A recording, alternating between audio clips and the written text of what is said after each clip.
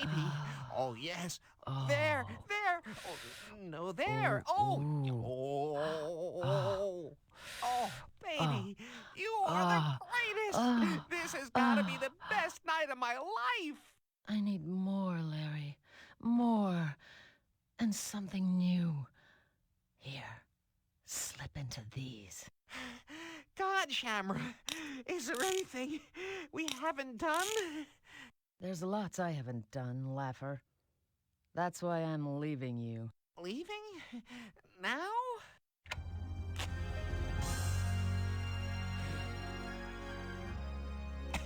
A night with you gives a woman plenty of time to think.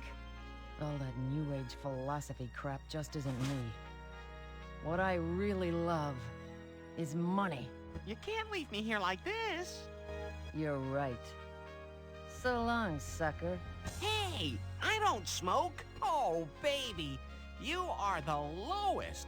This has got to be the worst night of my life. Well, at least things can't get any worse. I should never say that.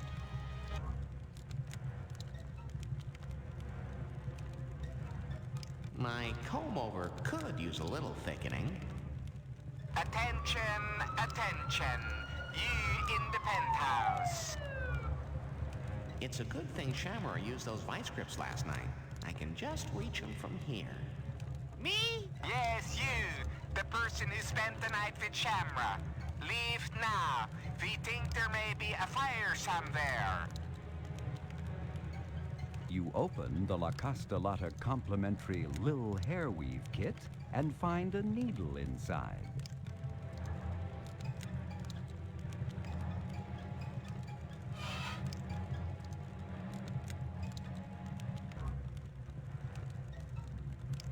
Maybe.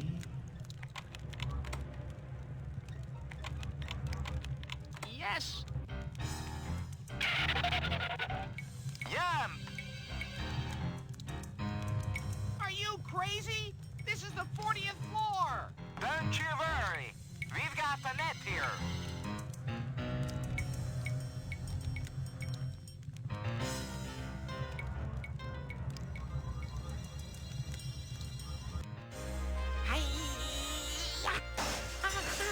Oh! Hey, what's this? Ow! I hate paper cuts. Ow! I hate paper cuts. Yump! Yump! Okay, I'm coming. I wish I had for myself $1 every time I've heard that.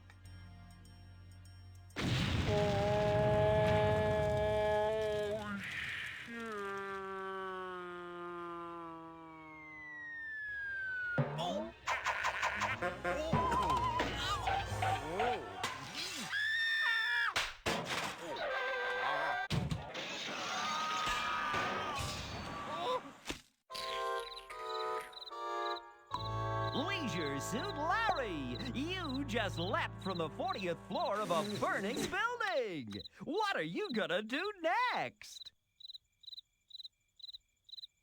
I'm going to take a cruise.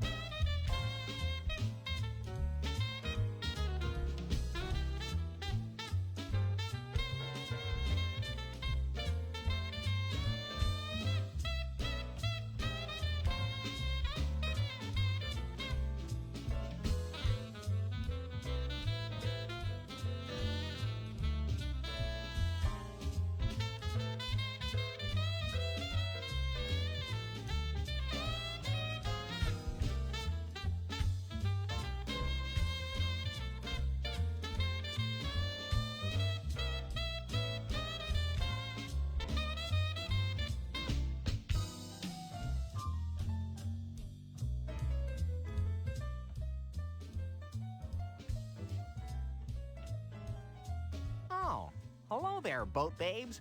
My name is Larry. Larry Laffer. Welcome aboard the PMS Bouncy, Laffer. I'm Captain Thigh. Before this cruise is over, she'll be falling all over me. Here's your key card, Mr. Laffer. There's been a slight problem with your room. I kind of expected that. Oh, not to worry. I took the liberty of substituting our largest cabin. You'll have plenty of room. Wow, that's super. Thanks. Now, where would my room be? Oh, just check the map. You're in room 0.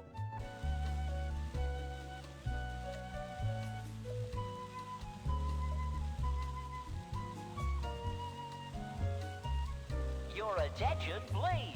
Anyone wishing to spend next week humping the captain, please report immediately to the ship's lounge. Yeah, baby.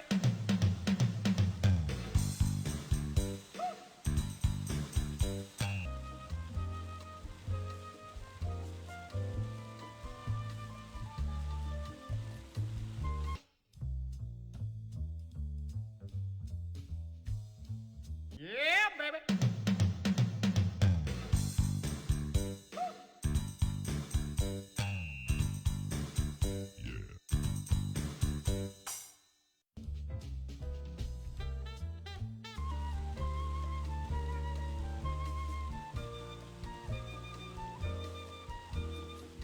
A few chairs there in the back. Oh, never mind. If you're not seated by now, just stand. I'm sure Captain Thigh will be pleased as punch to see such a good turnout this week. And as you all know, each week she runs a little competition for her male, or male-like, passengers, which she calls the Thighs Man Trophy Contest. Not cute? Of course, there's no actual trophy involved. No, what you win is better than hardware. One of you will spend next week cruising on the captain. I mean, what that is. She'll treat you to a 1-week cruise in her cabin where your every need will be met. By now, each of you has received your personal scorecard listing a random set of events the computer assigned you. Now, don't you worry, okay? No one has to enter every event. There's just too many. Just find the ones listed on your scorecard, enter, and win. The man with the highest total score wins. Are there any questions? Are there any answers? You may begin. Hey, I've got a question. Yes, you there in the interesting clothes. What's this item listed here on my scorecard? Chastity? It's a joke, sweetheart. Say, what's wrong with you anyway? You're not some sort of government infiltrator, are you? That's ridiculous. Oh, yes? I am going to keep my eye on you, sweetheart. It's not my fault you can't make a joke. Yeah? You'll find out when we're finally in charge. Then you'll be the one singing a chastity tune. That's it. I'm leaving now. Everyone else is already gone. So they have. Very well dismissed. He's a strange one.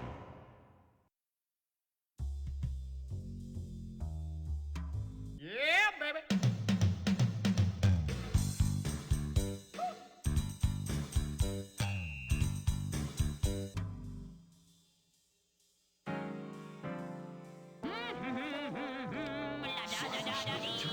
Yeah, baby.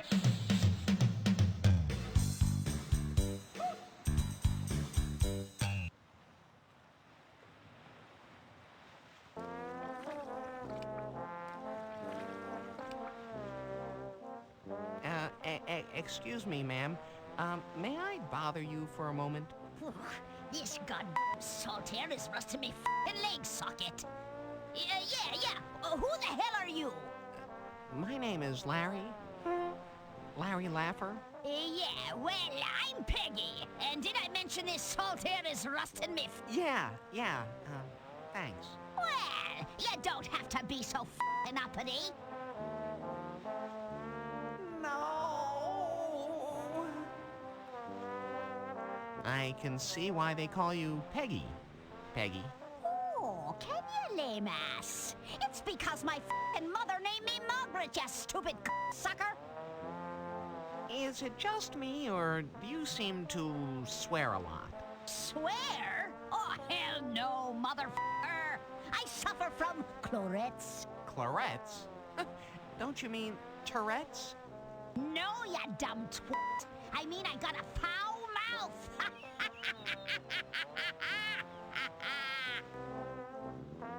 Miss Peggy, can you help me with these competitions? Help you? Hell no! It's guys like you that dribble all over the f***ing Love Master, and then guess who has to clean all that shit up? Yeah. Good old Peggy, that's who. Shit. I can't tell you how many times me peg leg's been stuck in that goddamn drain. So, how'd you lose your leg, Peg? Freak f***ing accident, that's how.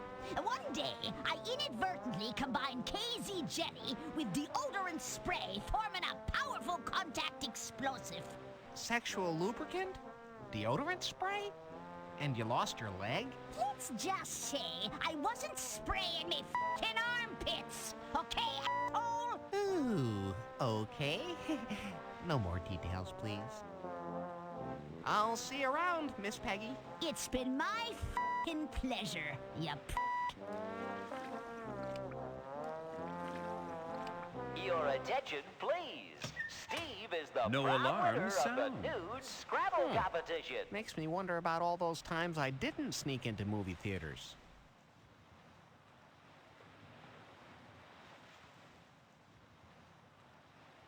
Yeah, baby.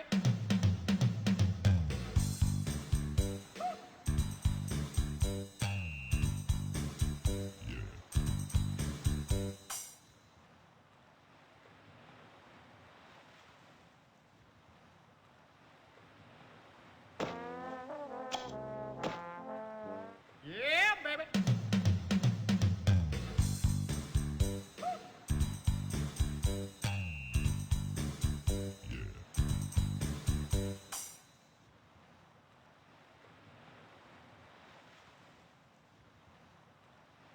Ah, you snare a delicious kumquat from the tree.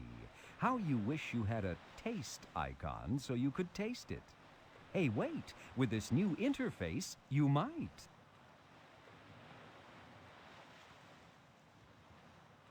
You insert your key card into the slot with great anticipation. What will your special suite be like?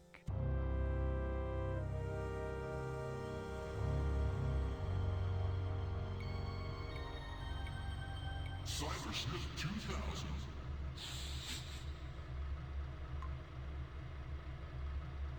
Yeah, baby.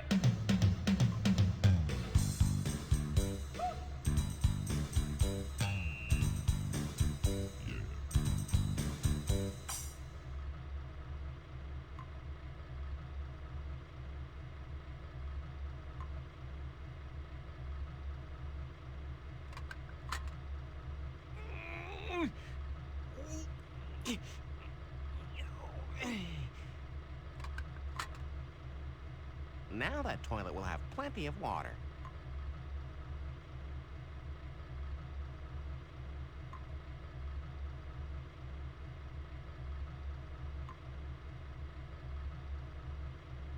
The ship's toilet paper is as rough as a cob.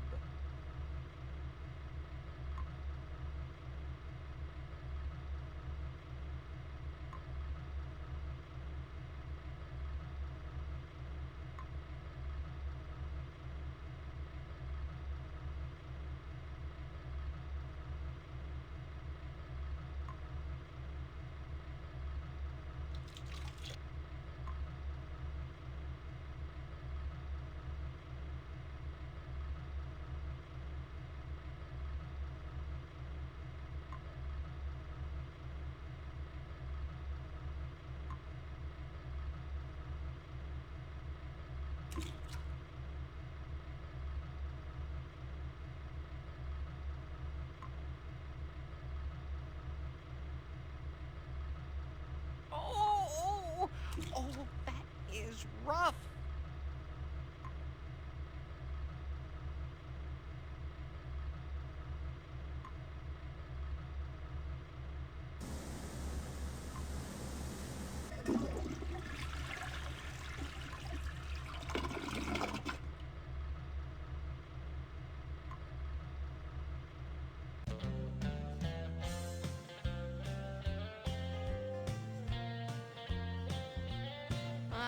Hiya, girls. My name's Larry. Larry Laffer? Laffer? Oh, that's a funny little old name. I'll bet you're a funny little old fella, too. Well, gee, I guess so.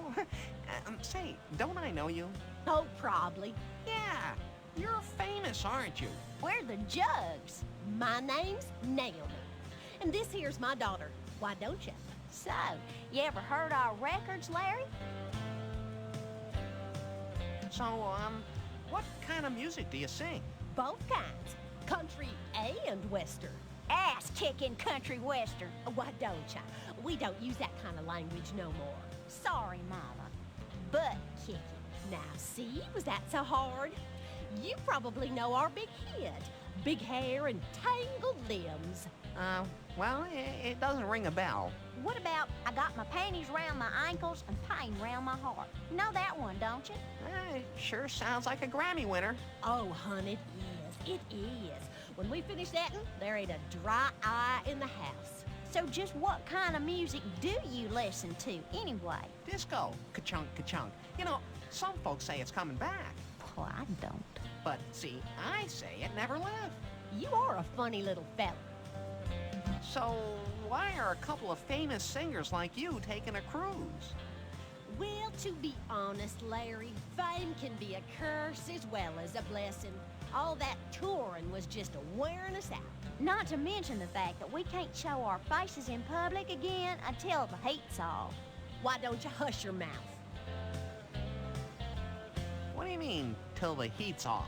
Oh, there was an unpleasant little incident about a month ago. We was doing a benefit at a maximum security women's correctional facility. We was trying to give our poor sisters a chance to forget their troubles. It's always for the fans, don't you know?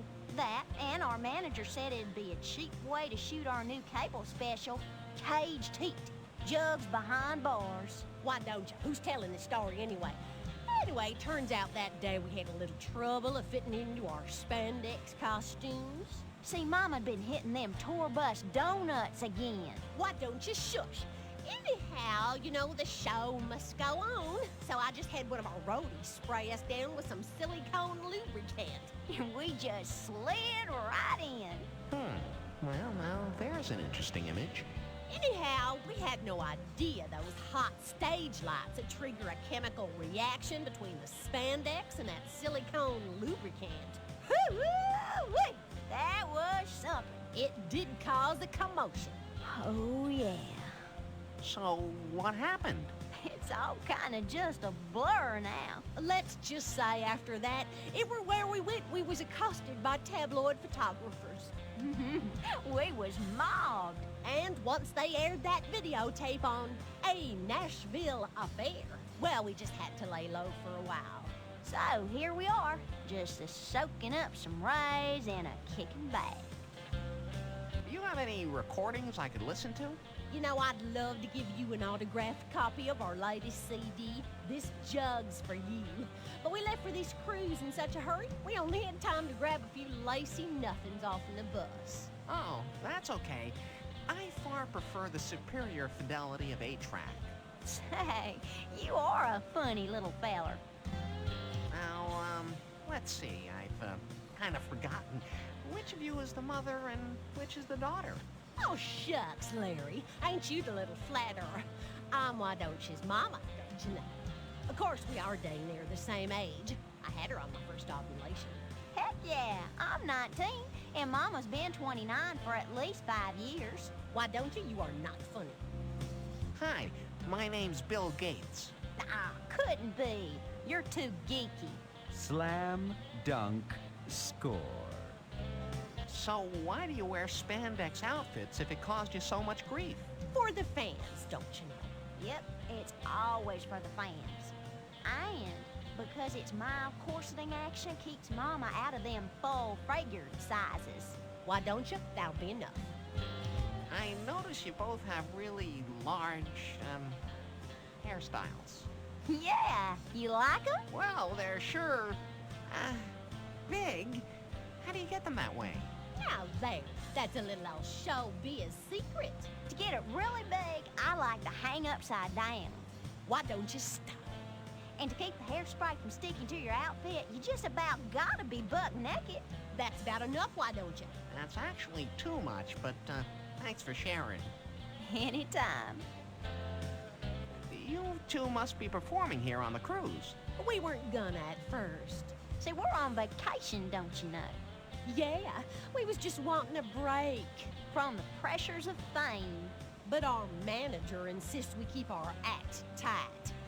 So we decided to do one special show. For the fans, don't you know? God love 'em. Well, it's been nice chatting with you. Be sure you catch our show in the lounge tonight. Y'all come back now, here?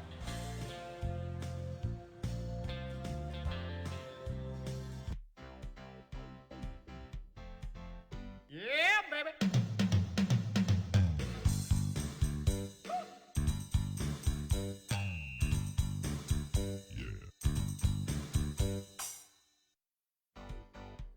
Your attention, please. Mark has just Whoa, finished with sorry, a record dude. high You score gotta in stop the nude here. curling Why? competition. What's wrong? You can't enter the pool like that. Like what? Like that. You know, dressed. Why not, dude? Safety reasons, dude. For sure. Safety reasons? Way. Purser's orders. That polyester fabric could ignite in this tropical sun. So, drop 'em. Well, I don't think I should enter naked. I mean, everyone would, stare, you know, at my, physical attributes. Yeah, for sure. You know, Dick, once I went into a restaurant that required a tie, and, well, because of my personal aversion to owning anything other than leisure wear, I never had a tie. So Sure, I got courtesy loaners. Oh. This little dude right here is exactly what you need. Oh, great. Of course I couldn't get a normal swimsuit. Can I at least have a towel to cover it up? For sure. No problem, dude. Now, don't get it wet. It might shrink. Whoa. Cybersmith 2000. Oh, I got sunscreen in my eyes. Boy, oh, towel boy. I need a towel here, please, quick. Oops. Oh, boy. Oh, thank you. Well, well, what have we here? Is that your trunk, or are you just glad to see me? And what's your name, little Babar? Larry? Larry Laffer. And you? Drew Barrymore. You know, I haven't seen a codpiece since I took Professor Lipkin's minor playwrights of the late Elizabethan period during my sophomore year at Barnard, and I've never seen one with such a cute African influence. You know, I'm quite interested in history, but I'm essentially ignorant of anything past the tertiary level African tribes. Could you share a little of its immediate history with me? Perhaps its regional influences or its acquisition history? Oh, well, the cabana boy gave it to me because I forgot my swimsuit. Oh.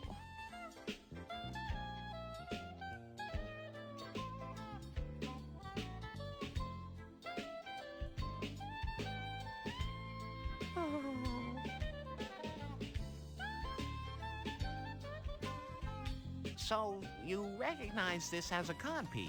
Of course. It's been a few years, but I believe my college text defined it as a pouch at the crotch of the tight-fitting breeches worn by men in the 15th and 16th centuries. It's from the Middle English word cod pes. A cod, a bag, a scrotum, which came from the Old English word cod, meaning bag plus pes, meaning peace. Is that your understanding, Larry? Yeah, thanks. Aren't you worried about overexposure? Oh, no, not anymore. Sure, once upon a time, I had to limit my exposure, especially on a tropical cruise like this, but ever since I discovered this SPF 300, I have no problems at all. Every few minutes, I carefully, slowly, thoroughly rub it over every single inch of my naked body. Oh. And of course, my laptop computer here does offer some protection, although I do get a peculiar tan line. Oh. Larry, is my nudity making you uncomfortable? Is this hard for you? No, it's been like this ever since I got here. So, did I ever tell you I know Al Lowe personally? Who? Oh, I remember him. He came through here last November. Unimpressive. Yeah, maybe. Not him, Larry. You. You don't have any clothing at all, do you, Drew? Of course not. I love nudism so much that just as soon as I board ship, I get rid of every single piece of pesky clothing. Good idea. And I force my cabin boy to lock up my suitcase someplace where I can't possibly find it so I can spend the entire week here by the pool, naked. I eat, sleep, sun, and swim here, never leaving the comfort of the chaise. It may not be an ideal vacation for everyone, but for me, well, it's what I love most. Oh, this tropical sun is brutal. I hope you don't mind, Larry, but I need to spend a few minutes rubbing this sunscreen all over my naked body. Need help? No, but nice try. I really like the way it makes my skin glisten, you know? The way it brings out the soft little hairs on the back of my neck, my arms, my... Stop! I can't take it! Aww, I didn't realize I was being so hard on you. Excuse me, Larry, here comes the waiter. This'll just take a second. Waiter! Oh, waiter! Hey there, beautiful. What can I do for you? I want a gigantic erection. Looks like your little buddy there's got you covered, huh? What? I said, bring me a gigantic erection. Well, okay, baby. I'm your man. Well, where is it? I'm working on it. You mind moving that computer? Look, I want a mixed drink, a cocktail. You know, lime juice, 151 proof rum, vodka, triple sec mayonnaise with a hollowed out frozen banana to suck through. You know, a gigantic erection. Okay, but it'll take a while, you know. I think I'll have a drink myself. Oh, waiter, I want the same thing the lady ordered. Nice suit. No, please, bring me a gigantic erection. Oh, that'll take a while for the bartender to fix. Wait right here. I've never heard of a gigantic erection. Oh, it's my favorite drink, Larry. Usually I suck it all down, then nibble for hours on its hard, frozen banana. Oh, lordy, lordy, help me, lordy. Drew, would you mind if I borrowed your book? Not at all. I finished it. Drew, I'm gonna go now. Okay. Your attention, please. Jem has just won the Strip Twister Championship. Let's check this out right now. Here's an article about the country western singing duo, the Jugs. It seems there was a little incident at a recent benefit concert where they were arrested and charged with public lewdness and solicitation. Their publicist blamed it all on a rare chemical sensitivity problem. The article concludes by saying the girls are going to take a little time off, staying out of the limelight until the scandal dies down. Celebrity magazines are so boring. I'll just leave it here.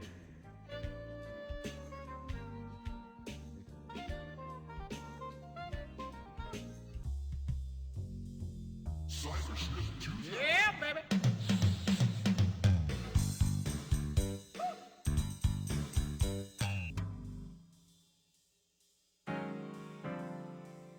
These fish must not be very good.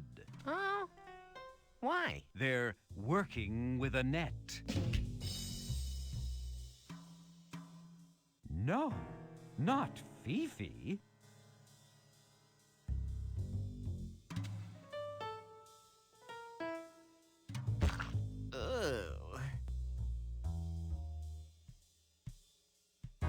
Apparently, these fish were on the wrong side in the seafood revolution.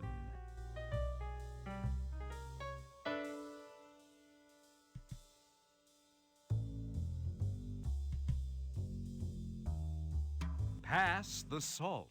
That's not funny. Okay, you try making the jokes all the time.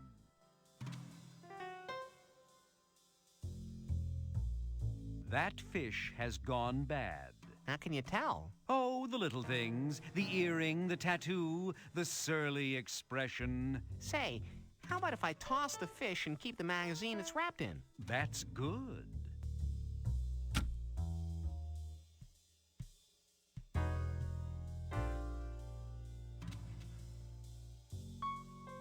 This page contains the recipe for Venezuelan beaver cheese. The ingredients include beaver milk. As always, milk from the elusive Venezuelan beaver is much preferred. A pinch of salt, rennet, for which lime juice may be substituted in a pinch, and a hint of mold.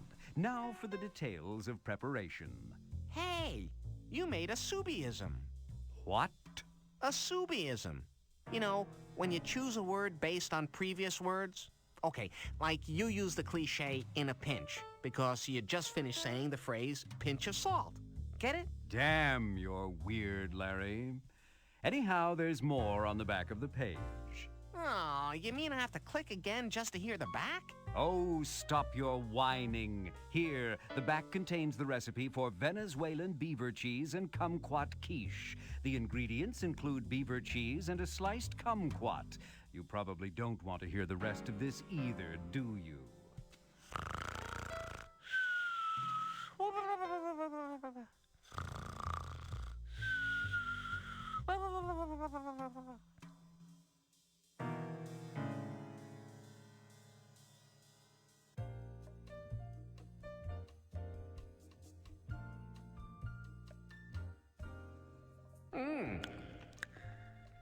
I love bean dip. Just because it's all you can eat doesn't mean you're obligated to make yourself sick. Why not? I don't think anyone will even notice that wee little laddie. Wow, that bean dip is really effective.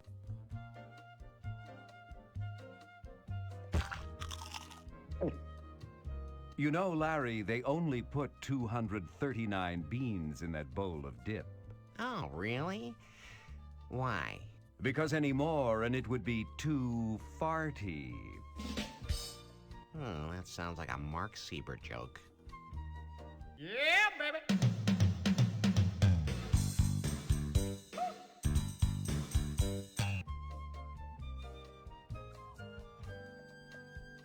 Blackjack contestants, report to the casino immediately. There are tables available. Yeah, baby.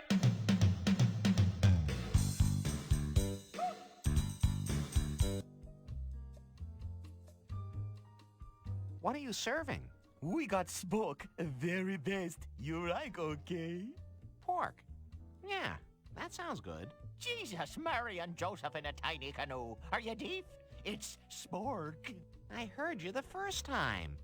I'll take one serving, please. You got it, boss. No complaint radar. Okie dokie.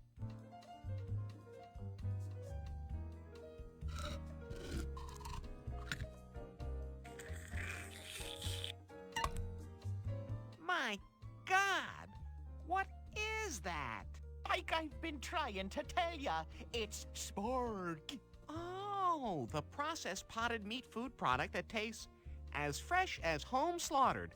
Just like Mom used to butcher. Very good, boss. Now you go. Hey, what's with the accent? I knew I couldn't keep it up. I'm Chinese, you see, but me parents were Buddhist missionaries, so I grew up in Ireland. People stare when I speak normally like this. So I found it simpler just to sound like some bad Charlie Chaplin impersonator. Too much talk. More people need smoke. You see? Dang, Wang. That spork is tasty. How about some more? Spoke good, no? Dang, Wang.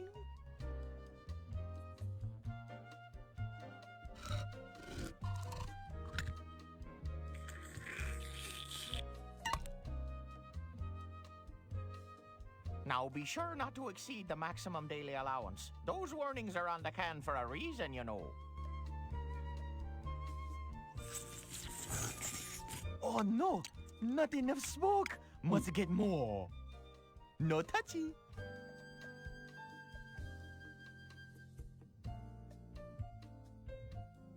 Since Wang's not looking, I may as well steal his knife.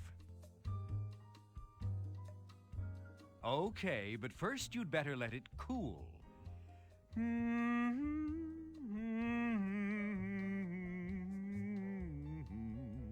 Okay, now Ow! Ooh, ooh, oh, oh, hot, hot, hot, hot, hot, hot. Ooh. In a masochistic, self-abusive sort of way, you rather enjoyed that.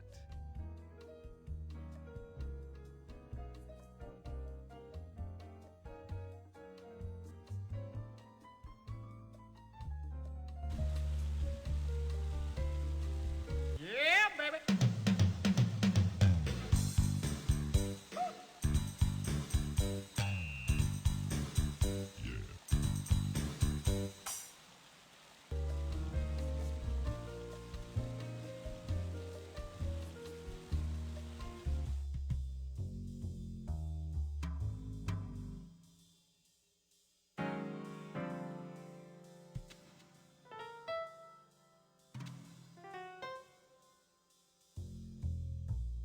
Howdy, barkeep.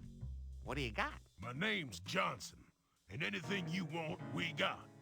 What do you want? Yeah, baby.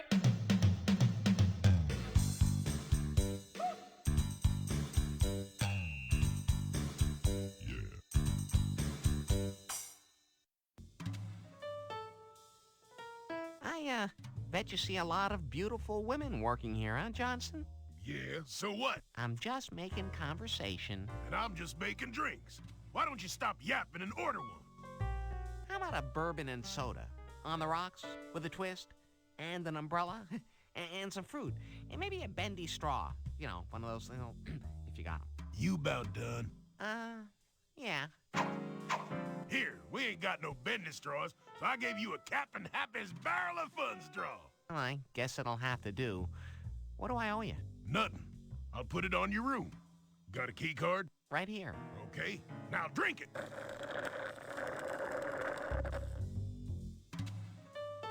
Excuse me, Johnson.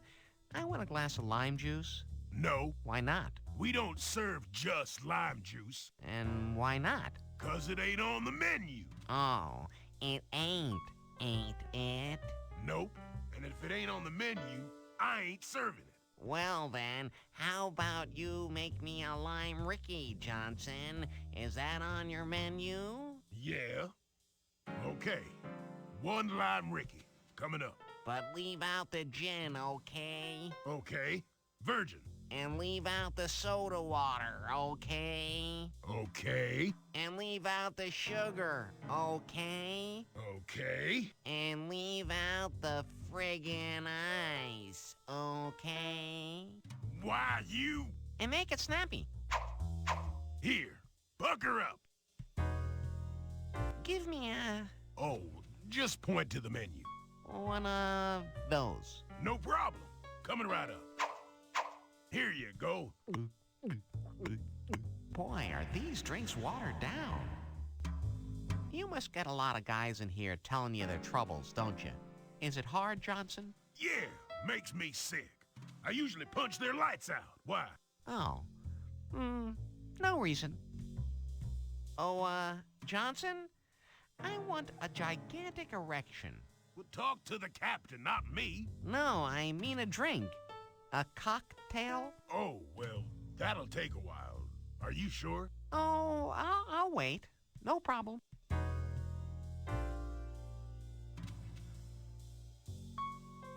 Your attention, please. Brian has just won the Strip Solitaire Championship.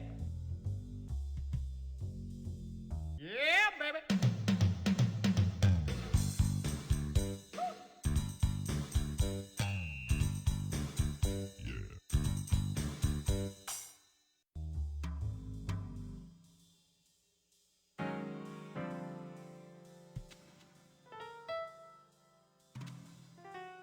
Sneaky idea. The jugs will never notice. The two cans look almost identical.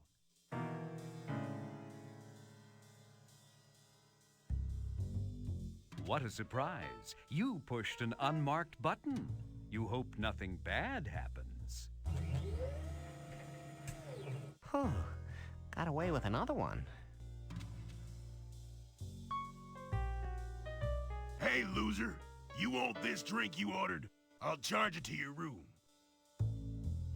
Thanks. Hey, My banana's all soft and flaccid with little brown spots. Sorry, bud. I only do drinks.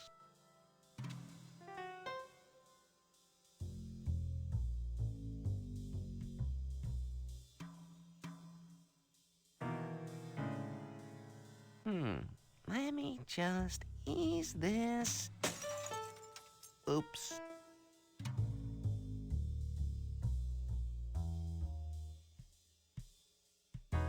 That's a sneaky idea. The bulb fits. It's the right voltage, but won't it make the stage uncomfortably warm?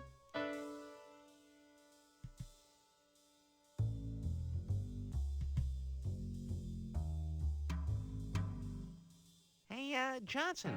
How's it hanging, Johnson? It's me, Larry. Hey, fella, what's your name again? Oh, well, you can call me Lar, or you can call me Larry, or you can call me Larry, Larry Laffer, or you can call me Laffer, but don't call me Schmuck. Oh, Johnson, I want a gigantic erection. Well, talk to the captain, not me. No, I mean a drink. A cocktail? Oh, well, that'll take a while. Are you sure? Oh, I'll wait. No problem.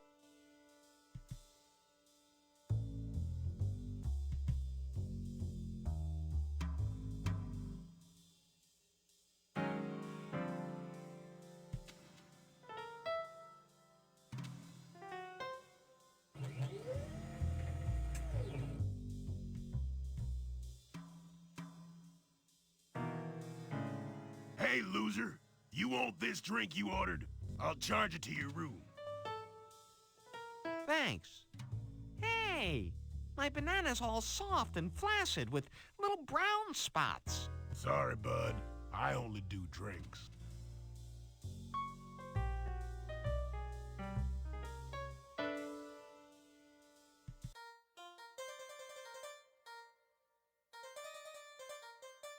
We asked our loyal Leisure Suit Larry fans what they most wanted to see in the next Larry game.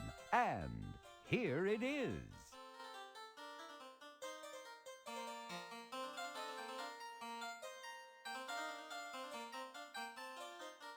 You love the feel of a good beaver, don't you, Larry? Yeah, baby.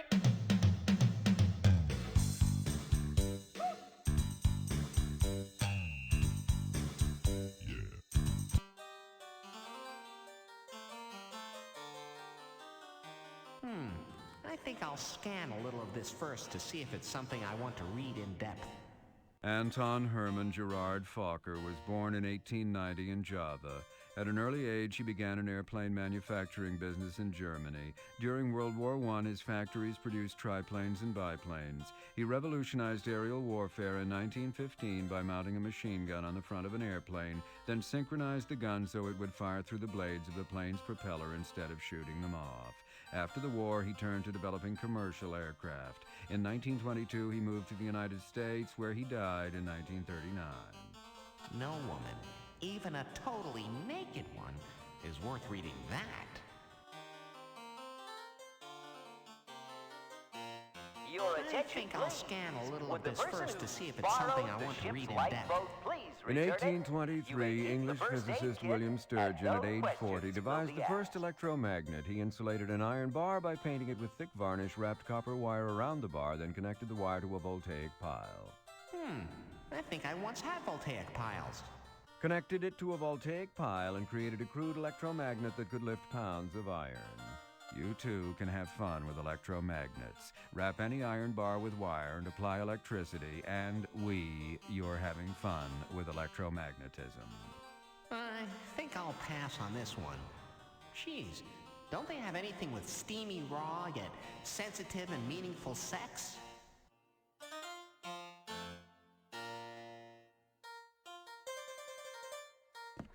Excuse me, miss. That's Ms. Victorian Principles. Nice to meet you. My name is Larry. Larry Laffer. Oh, I so love dual first names. One cruise I met Boutros Ghali. 945.3. 471.24. 198.33. Oh, what are you doing? What do you think? Whispering Dewey Decimal numbers to you. Turn you on, huh? Hardly. I've filed them all. Are you the ship's librarian? Yes, I am. Do you see something you'd like to check out? Oh, I'm sure you have something I could explore in depth. Alrighty. What is your cabin number? Whoa, babe, slow down. Jeez, and women say I'm fast. Fast? Well, sir, we check out books by cabin number here. Oh, 0. 0?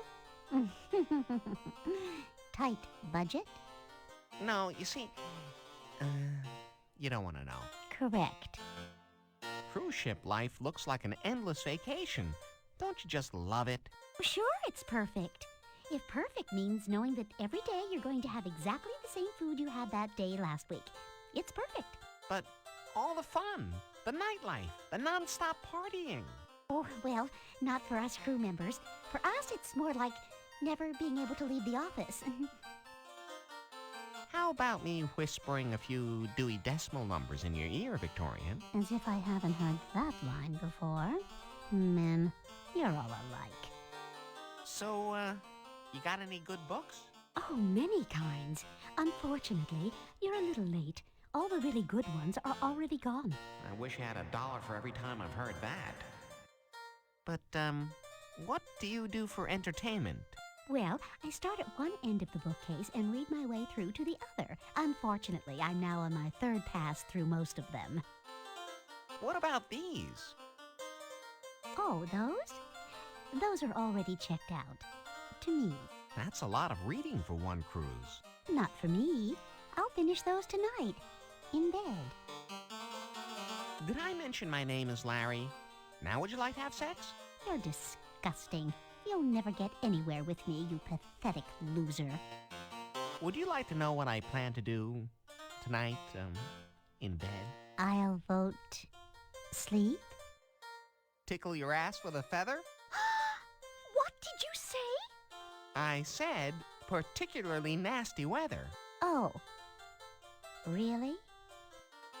How's your book? Oh, quite uplifting. I so enjoy books affirming sound moral principles. Don't you? Oh, yes, I do, but, don't you ever read anything spicier? Oh, no. Those books don't appeal to me. All that panting and groping, that raw animal passion, that... well, it just encourages the wrong sort of thoughts. No, I only expose myself to great literature. I wish I was some great literature. Yeah, great literature. Yeah.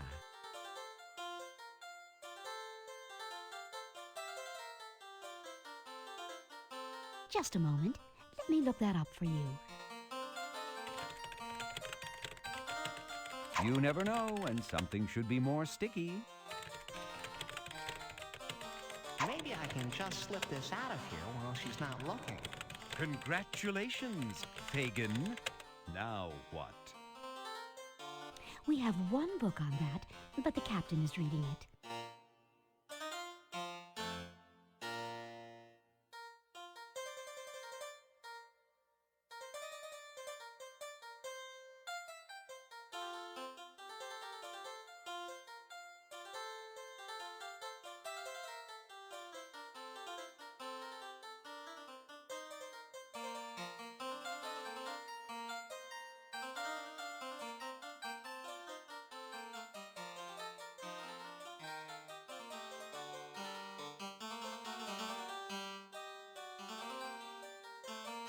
Just a moment. Let me look that up for you. Your attention, please. Walter Forbes to the forecastle. Nice going, Larry. That ought to stimulate her inner woman.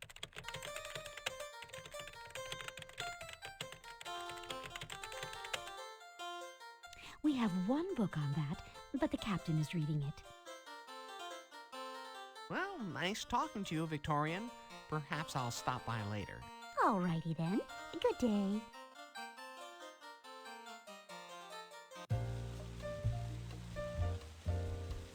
Yeah, baby.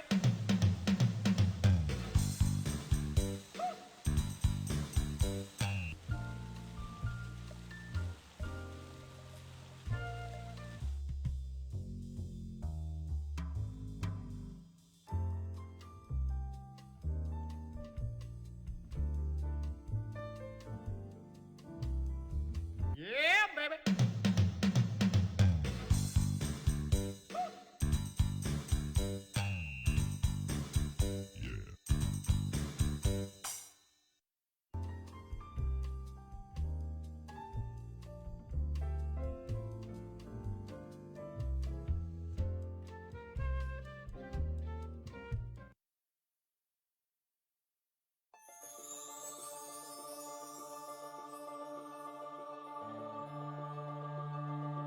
C'est magnifique.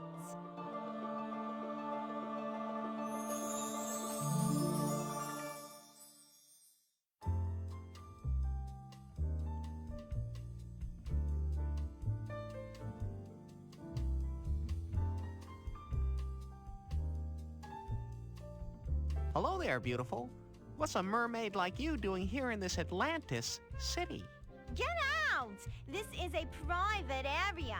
I rented this ballroom for the entire cruise, and I certainly don't want anyone to see moi near anyone dressed like vous. Oh, French, huh? I so enjoy the French way. Yeah, I bet you do. Still, I'm having no luck here. Maybe a few minutes of inane distraction with this imbecile will stop my creative juices flowing again. Je suis Jamie Lee, the famous haute couture fashion designer. Not Jamie Lee Coitus, former leggy supermodel? Oui, I was, and still am quite leggy. And who are vous? Larry? Larry Laffer? You've probably heard of me too, huh? No. Oh, you look distraught. What are you working on? Distraught! I'm bugging! I was gonna use this friggin' cruise to show off my new spring line to the world fashion press. I even paid their way along with us. But now I just learned my arch rival, that bastard Calvin Klein, scooped me. He pirated my entire spring line, waited till we sailed, then showed it to the press as his spring line. He can't do that. Ha! Tell him that. But what in the hell am I supposed to do? My whole line will be laughed at. I gave it my all, and now it'll be called derivative. I gotta show something before we dock, but I'm beaten all out of inspiration. Oh, well, I wish there was something I could do to help you. But if I helped you out, say, with an idea, you would be grateful, right? Grateful, oui. Gracious, doubtful. It would be so non-couture. The collection Calvin Klein ripped off, what was it like? Oh, it was feminine and sexy, kicky. The perfect look for the office, then out on the town. It matches the way a woman lives today. I was so totally inspired. In other words, exactly like every other designer's line. What's a nice girl like you doing in a dive like this? Hey, I'm earning a nice living, Larry. And what does this look like to vous? A singles bar? Where are you from? I am from Jersey. So I suppose you spell your name C-U-R-T-I-S? No. Why? So, would there be any chance of finagling a ticket to this fashion show of yours? Oh, no. It's strictly for the industry press. We would never allow, in public, d'ordinaire. You've gone through a lot of paper. Ain't it the truth? What am I gonna do? I gotta get an idea from somewhere.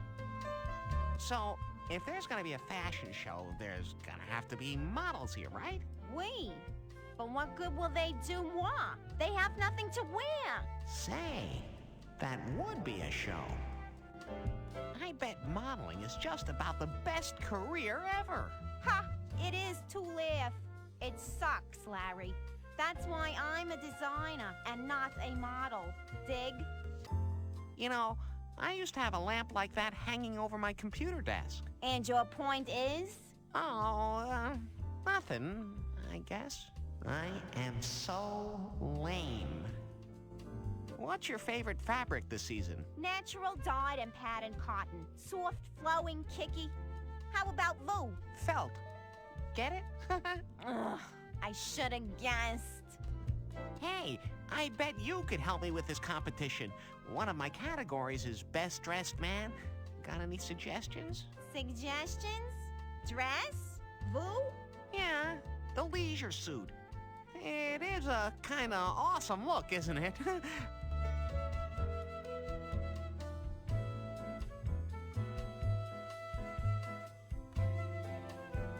Jamie, honey, I got it. The solution to your problem is right before your eyes. All white but not too bright, lightweight but durable, artificial and wrinkle-free. Vu? What? Oh, not me. Polyester, the leisure suit. It works for me. It's a classic look. It stood the test. It's still the best. What? Oh, great. Although retro is in, and fashion has done crazier things. And really, when you come right down to it, ain't fashion just convincing people old ideas are new? Making people desire the crap they just threw away? Sacre bleu, Larry! It just might work! And the best thing is, I'll make that asshole Calvin Clone look like Z Fool. Say uh-huh. Happening. Oh, but wait. It's impossible. We're in the middle of the ocean here. The press is already aboard, and I have no polyester fabric. Well, I could fax and order the chopper it aboard. No, there's no way. But I do have my best seamstresses here. No, they're just for last-minute alterations. There's no way they could stitch up a whole new line overnight without fabric. Maybe next year, if I even have a next year. Well, I'm off, Jamie Lee. Tell me something I didn't know. Yeah, baby!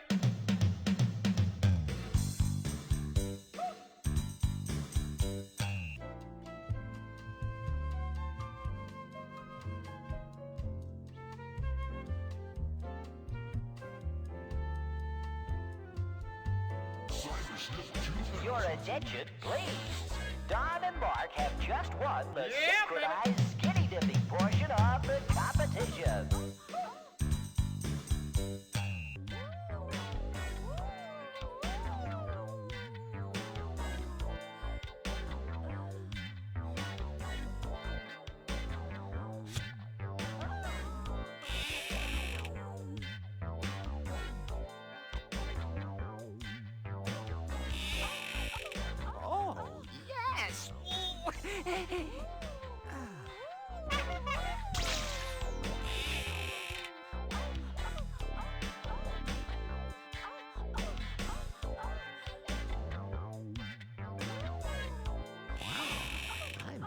In there an hour. Your score, Larry Laffer, 2.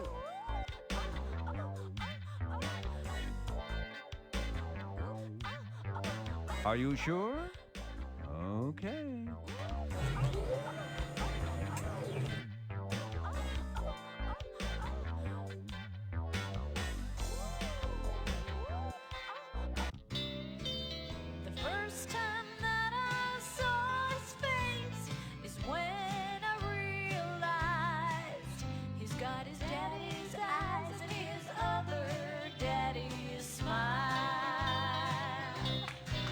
Y'all and God bless. Thank you so much. And now, we need a volunteer for the unplugged part of our set.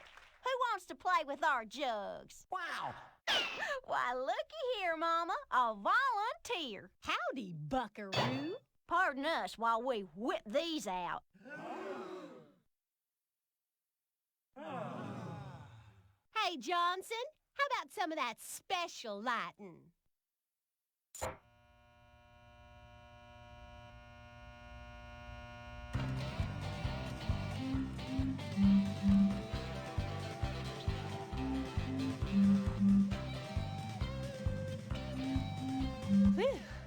Why don't you, honey?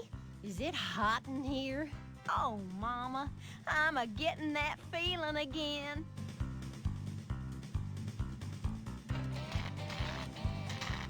Grab him.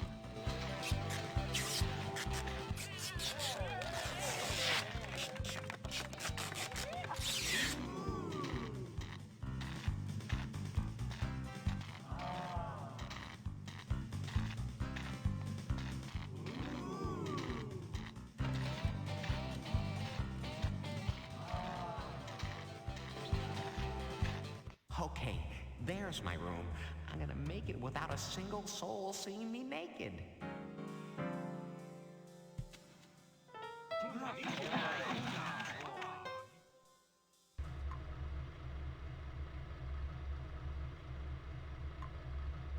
Yeah, baby.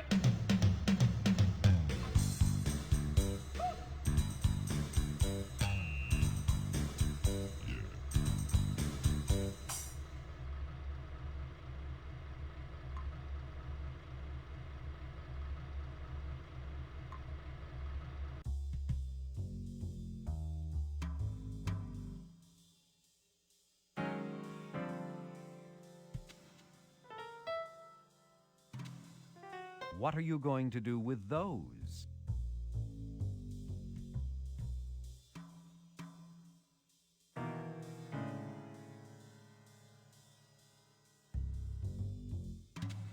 There's a remote possibility you could use that.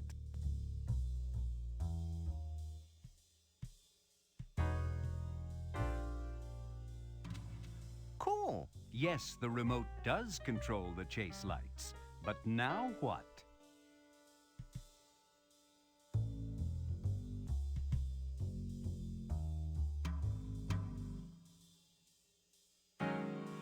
Well, what's this? The sound man left his earplugs lying under the mixer.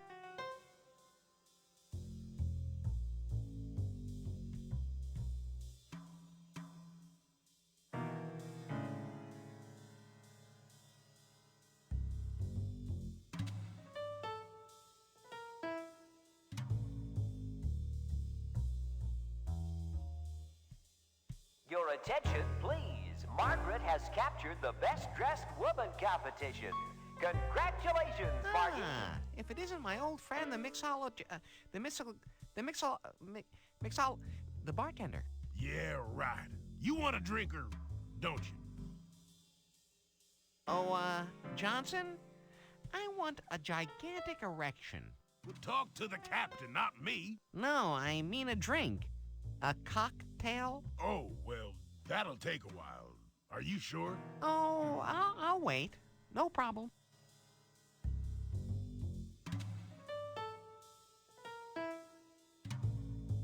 Come on in, honey. Oh, Mama, not again.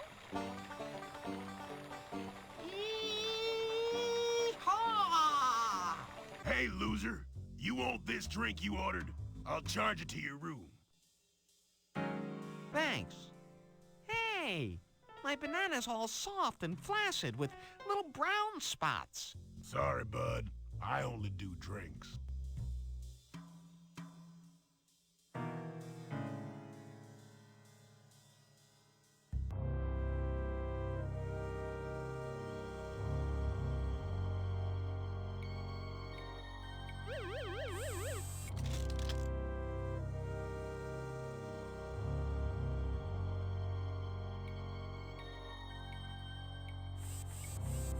Hey, look. The door doesn't quite latch. I can just walk right in. Okay, it's your ass. Yeah, baby.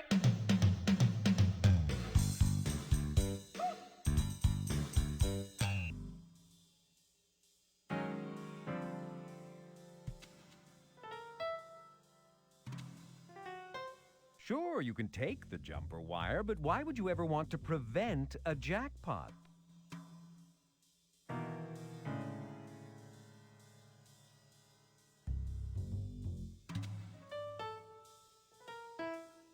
That combination doesn't seem to open that locker.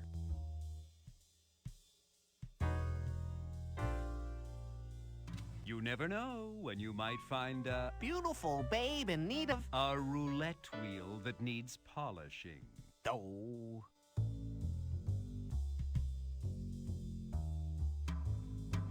Attention dealers. Special seminar. Dealing from the bottom of the deck made easy. Saturday, 3 a.m., Ship's Lounge.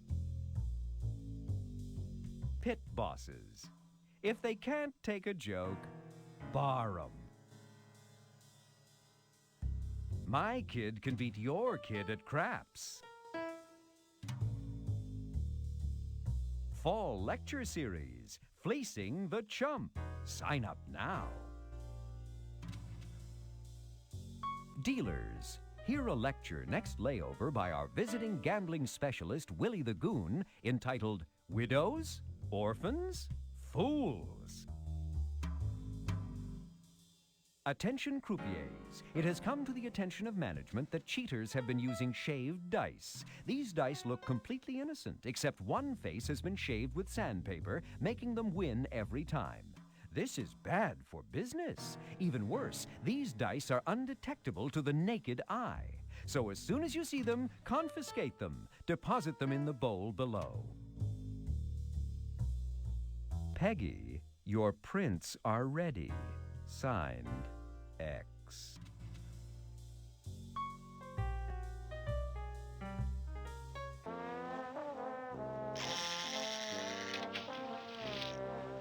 Hello again, Miss Peggy. Hello, shithead. So, where can I find a cabin boy, Peggy? You stupid son of a bitch. Don't you know you can never find a cabin boy when you need him? I go looking for one near every night, right before bed, and do I find one? Hell no! Well, my needs are a bit simpler. I just want a favor. Well, there is one sneaky-ass little foreign motherfucker always hiding out down there in the employees' break room. Name of X-Squats or something like that, I don't know. Why don't you try looking there? Thanks, Peggy. Good recommendation. I will. Peggy, I've been in that employees' break room and, I didn't see a soul.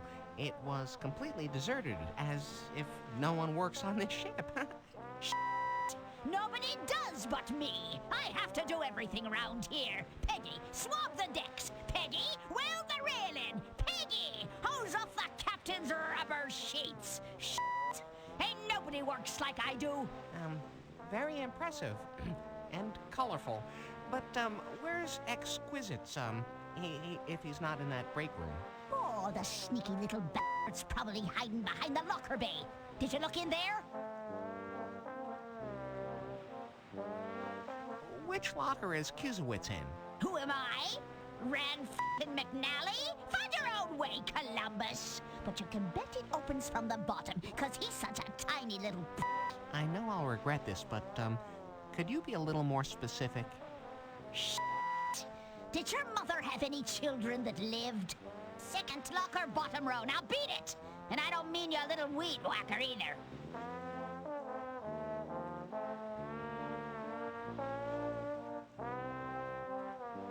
I can't get Susie Q's locker open. Do you know the combination? Sure, kid. Why didn't you ask me sooner? 38, 24, 36. Seems so obvious.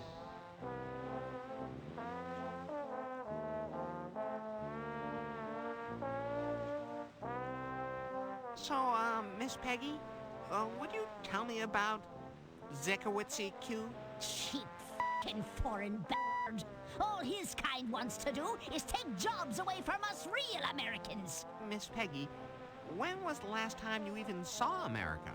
1973. And what's it to you, you little d***head? Ever regret asking a question? Course the off's got one sneaky f***ing hobby. What's Executed's, hobby? Aye, that X-Lax is one perverse little motherfucker. Always sneaking around the f***ing ship's secret passageways, spying on the f***ing paying customers, that little bird. Is that legal? You mean is he legal? Hell no! Oh, but that don't stop the little from doing it, does it now? I'd like to know what he does with all the film he shoots. A blackmail would be my guess. Or maybe the alt.pervert news group.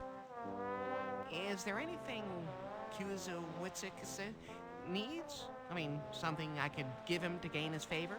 I don't know if he needs anything, but I know what he wants. And it sure ain't a whiff of my crabby Is there anything Stubby Quetzy Watts wants? Simple-minded little piece of shit.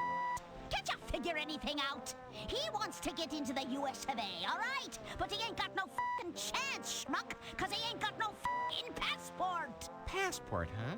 Well, that shouldn't be so hard to find on a cruise ship. You are one dumb son of a bitch, ain't ya? Don't you remember what happened to all the passports when you came aboard? Oh, no. Probably you were too busy sniffing them fine young officers, wasn't ya?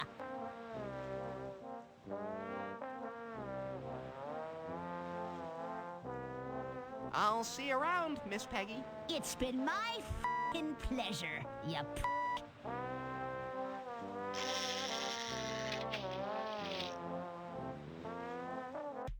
Your attention, please. Al has just captured the nude high hurdles portion of the Thighsman Trophy Championship.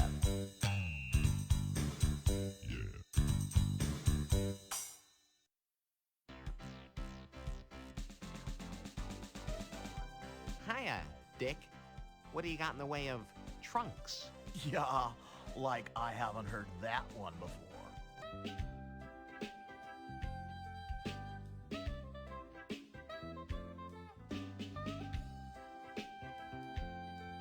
Let's check this out right now.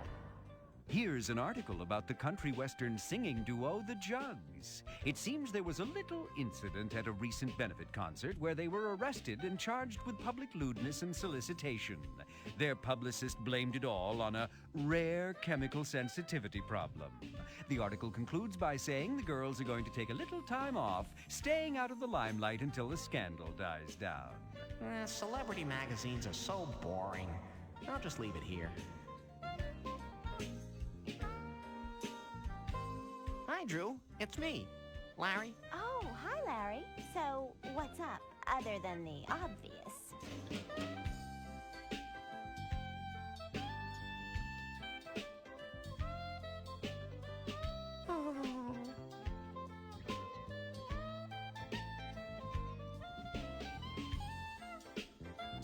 I've always been very fond of that wonderful German inventor, Anton Fokker. Have you ever heard of him? Anton Fokker? But of course, I wrote the book on him. So you have heard of him? No, I mean, I literally wrote the book on him. I'm the author of his best-selling biography. It's recognized everywhere as the classic treatise on the subject. I called it Fokker, More Than Just an Airplane. Yeah. I just love discussing historical aircraft designers. Me too. You know, it's funny, Larry. It seems like these cruise ships are filled with phonies who just want to bore me. I could see that. But it's wonderful to find a kindred spirit like you, someone interested in aviation history, particularly the airplanes of my dear, sweet Anton.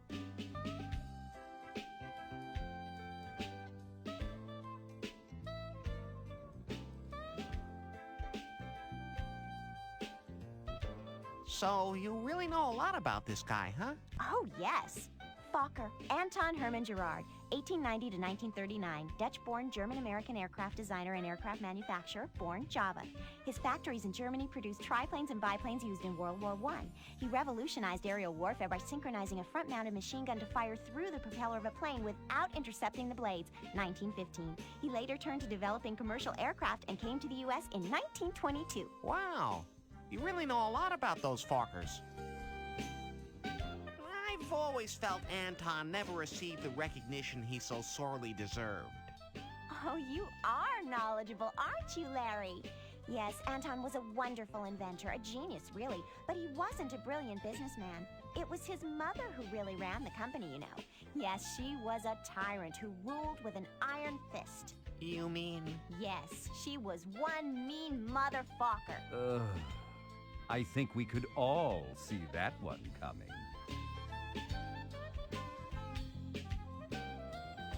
I would really enjoy having a more in-depth discussion with you, Drew.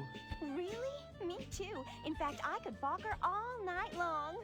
Oh, that's pretty much what I was thinking. So, you want to go back to my room to see my aircraft etchings? I'd love to, but I can't.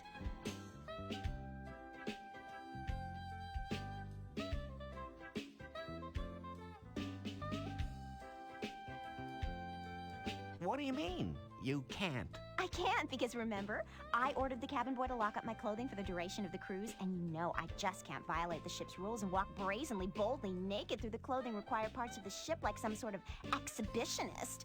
That would never do. No, I'll just have to stay here, lying here naked all night, the cool tropical breezes gently wafting over my bare skin.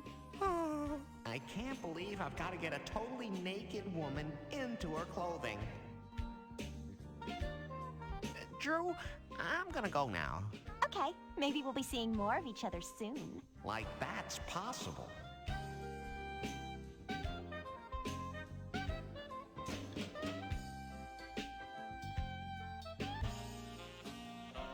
Your attention, please. Ben has just beaten off all comers in the self-stimulation simulation.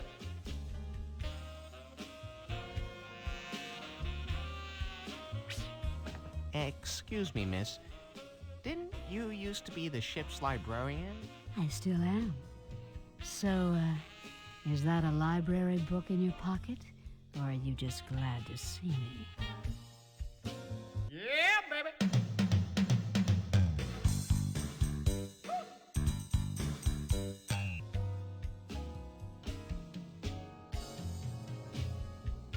Oh no, she's playing Leisure Suit Larry 6.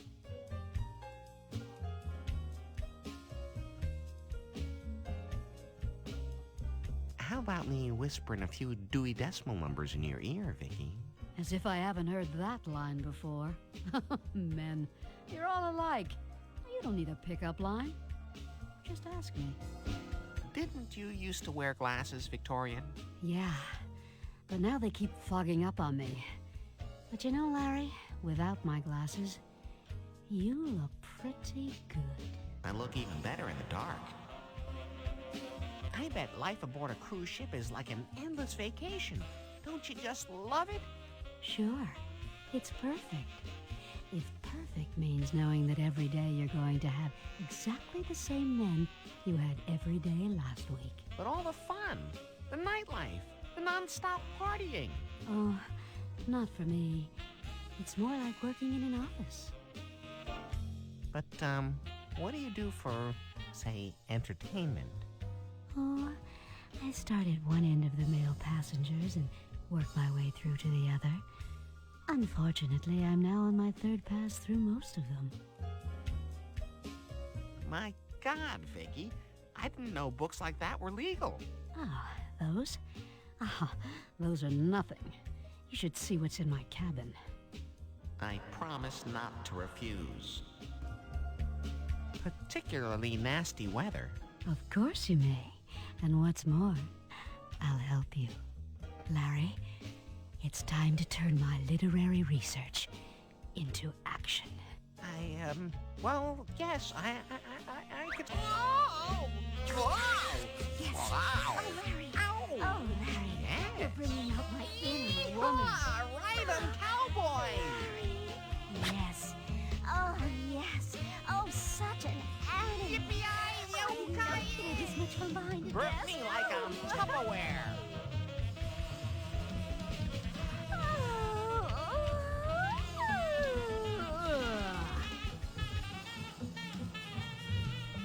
Oh, now what am I gonna do, Vicky? What more is left to do? I mean my clothes. How can I get back to my room naked? Ah, don't worry, Lar. I can loan you a jacket. Here's my room. This time I made it. You damn hippies should be ashamed.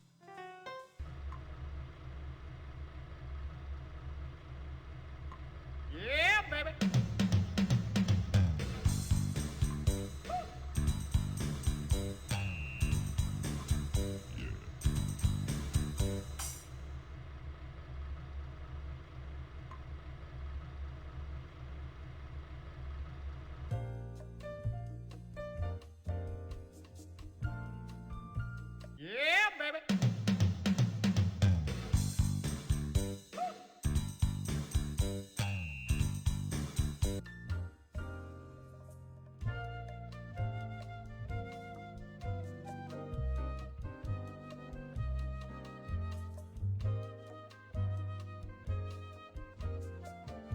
Nobody will ever miss a couple of these dice.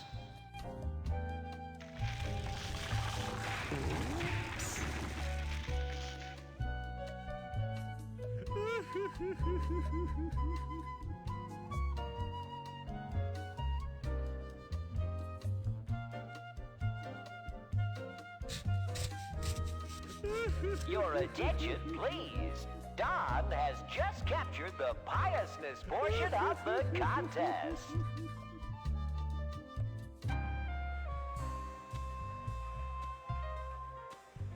Yeah, baby.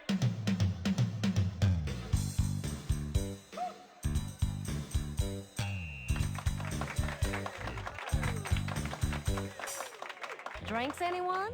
Martini, shaking, not stirred. Yeah, could I get a little bean dip over here? Thanks, baby. You're great.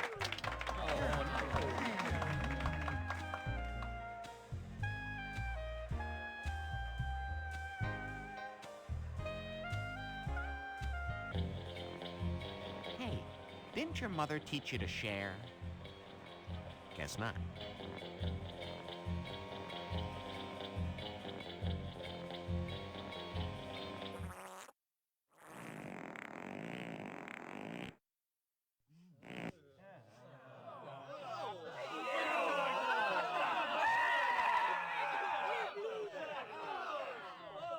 Wow, that bean dip is really effective.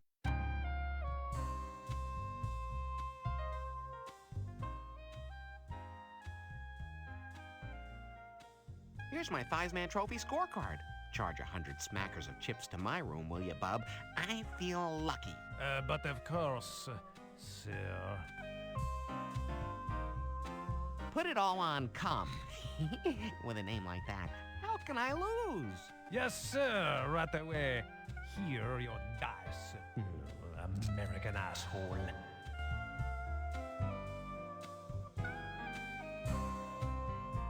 Come on, little doggies. Ruff, ruff. Don't let me down.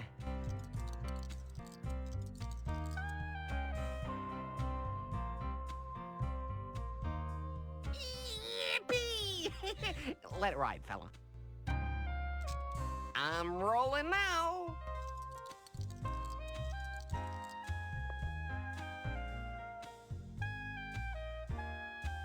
Yes! Let him build. Wow! Look at those stacks. Oh my God! Look at those stacks. Hello, handsome.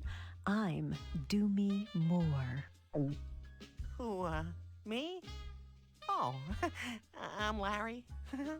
Larry Laffer. I couldn't help but notice how lucky you are tonight. Well, tonight, yeah. Finally, I'm getting lucky.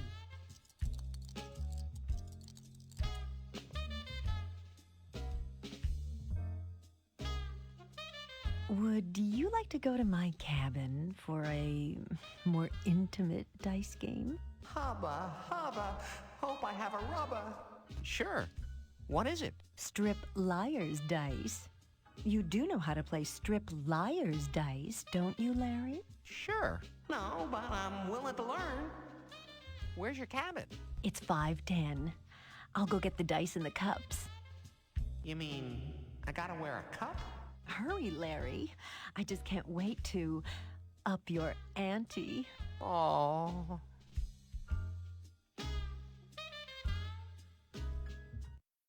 How about a drink, Larry? You know, I'm not really that thirsty right now. Okay. Sit down. Make yourself comfortable, Larry. Great. Mind if I kick off my shoesy-woozies? Sure. Do you know how to play Strip Liar's Dice, Larry? No, but I'm sure I'll pick it up. Let's go. We'll play with what we've got on right now, okay? Sure. All right. Let's roll. Take it like you mean it. It's your bet. I never see you down in the casino. Oh, I hang around, waiting, watching. So, you must be a pretty good gambler, huh? I'm better at a sure thing.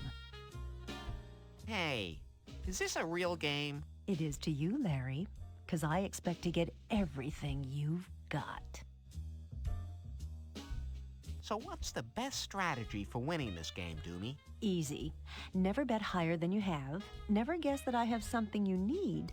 Never assume I have any wild bullseyes. You're lying, aren't you? That's the name of the game. Now, what does this remind me of? Grass growing? Paint drying.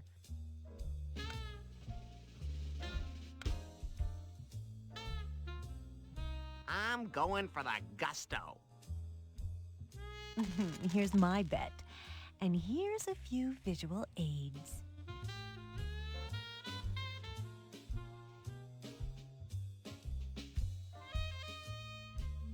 Not a chance. I don't believe it. I'll buy a die. Come on, baby. And away we go.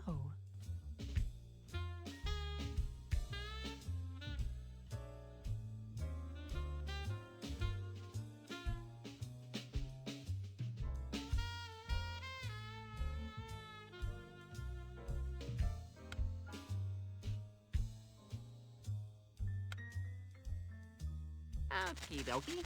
In addition to raising, I'll give you this to think about. Oh, and it just keeps going higher. Pressure getting to you, Larry.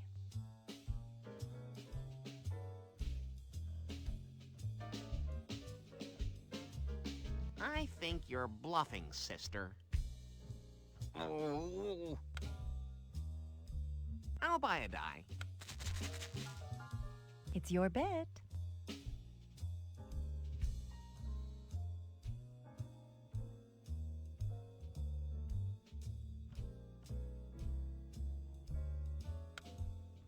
I'm going for the gusto. Oh, and it just keeps going higher. Pressure getting to you, Larry.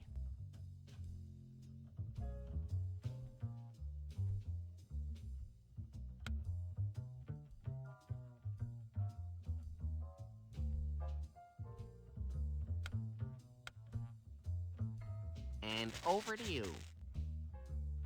Oh, I just can't help myself. Your move? What do you think? I just fell off the turnip truck? Show 'em, babe. Yeah, I guess you're not the bluffer you think you are, sweet cakes. I'll buy a die. Come on, baby needs a new pair of shoes. What the hell is that supposed to mean? I don't know, I heard it once in a movie, I think.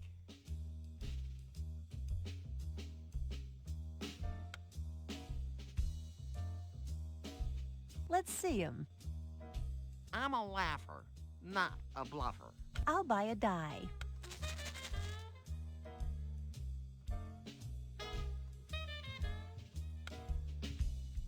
And over to you. Oh, and it just keeps going higher. Pressure getting to you, Larry.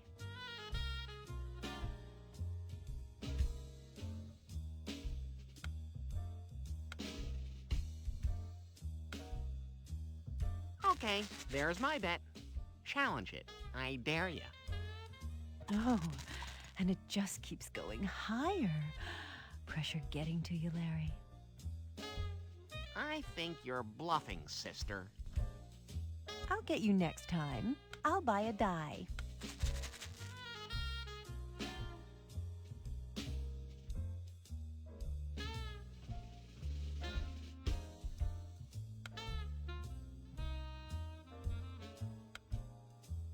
And over to you.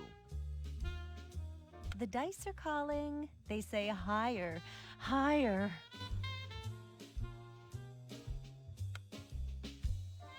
And over to you. The bet is high, but I think these will give you something to think about.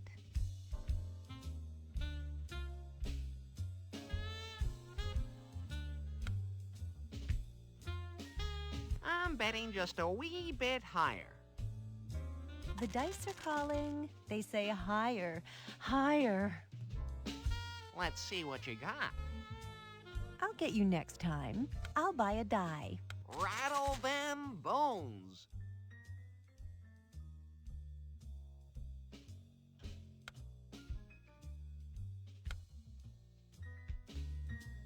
Oh, and it just keeps going higher. Pressure getting to you, Larry.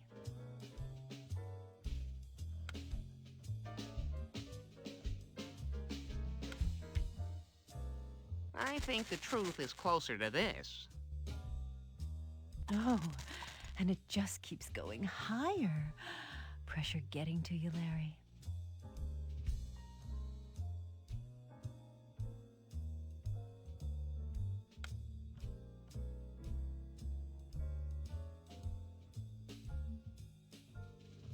I'm going for the gusto. I don't think so. Son of a... I'll buy a die.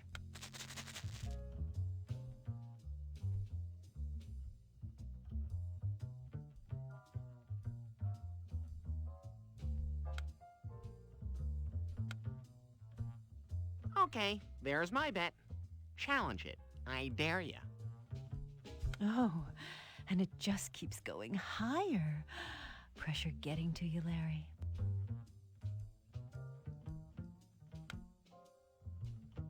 I'm going for the gusto.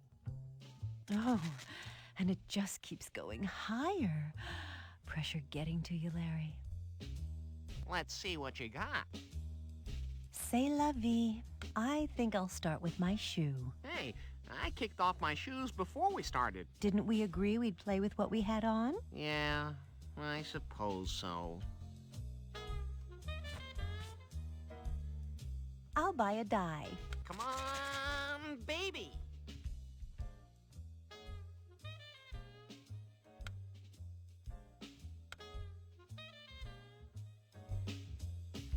The dice are calling. They say higher, higher.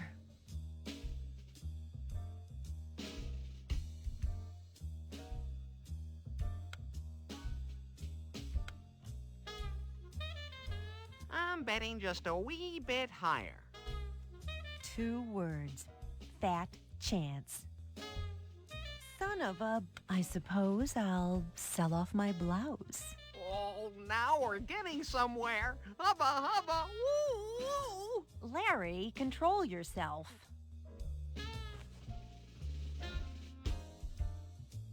I'll buy a die. Rattle them bones.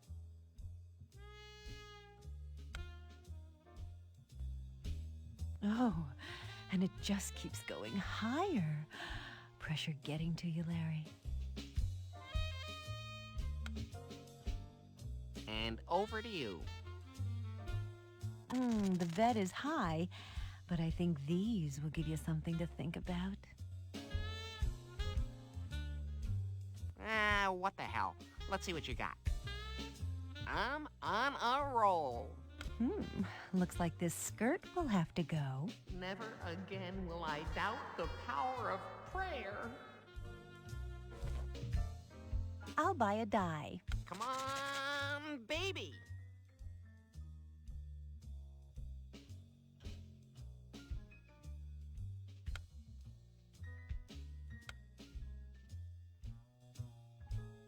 Oh, I just can't help myself. Your move?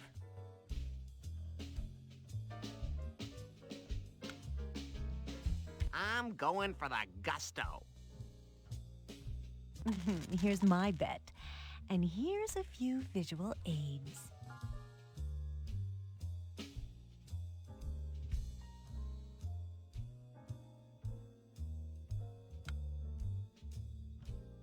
I think the truth is closer to this. Let's see 'em. I'll get you next time. I'll buy a die. Come on, baby.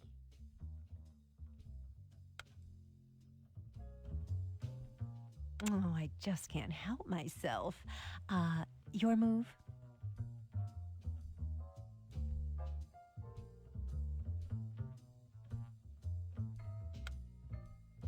I think the truth is closer to this. Show 'em.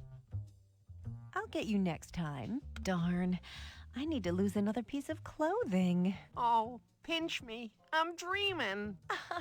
Silly me. I forgot about my earrings. What? It's clothing. I'm wearing it, aren't I? Yeah, but I don't wear earrings. Are you saying that you're not man enough to allow a poor, frail little woman a little handicap? Oh, I guess not. You're a prince, Larry. That's not what I would call it. I'll buy a die.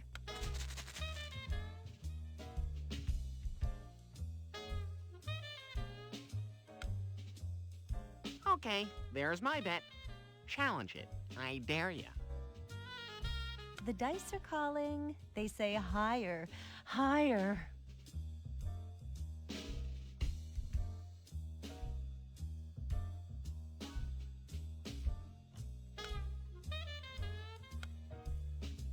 I'm betting just a wee bit higher. The bet is high, but I think these will give you something to think about.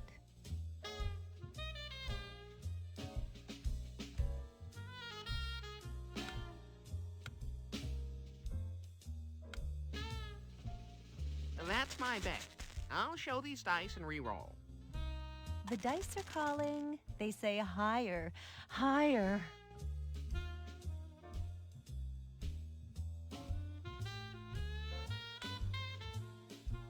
And over to you. Show 'em. I guess it wasn't meant to be. And here goes the other earring. Getting excited, Larry? Ecstatic. I'll buy a die. Shake it like you mean it.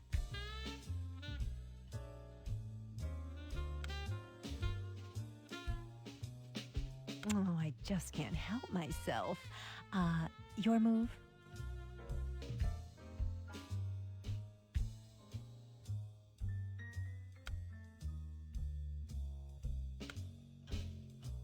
I'm going for the gusto. Let's see 'em. Psych! I'll buy a die.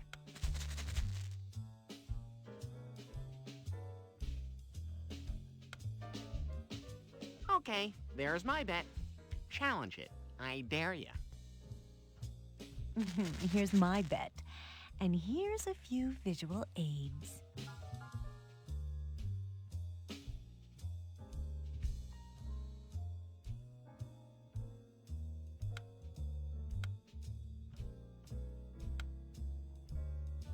That's my bet. I'll show these dice and re-roll. Oh, I just can't help myself. Your move? Let's see 'em. When you've got it, you've got it. Well, I guess it's the bra or the panties. I just don't know. I've never gone this far before. I'm so embarrassed. I'll flip a coin. Heads, panties, tails, bra. Shouldn't it be the other way around? Whatever you say, Larry. Tails! Panties it is. Oh, my cup runneth over.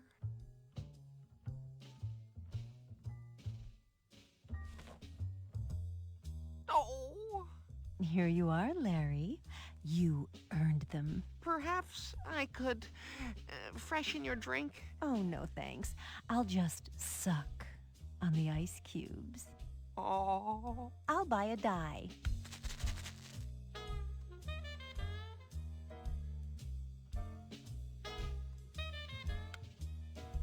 And over to you. Oh, I just can't help myself. Your move?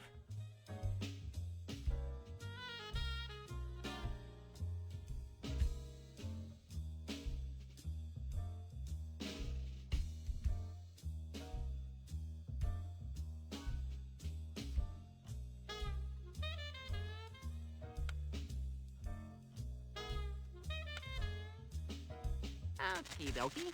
In addition to raising, I'll give you this to think about. The dice are calling. They say higher, higher. Let's see 'em. When you've got it, you've got it.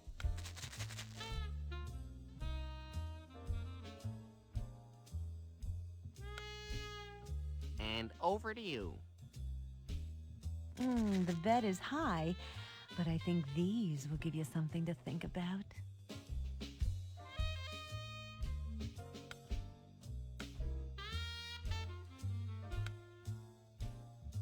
I'm betting just a wee bit higher. Oh, I just can't help myself. Your move?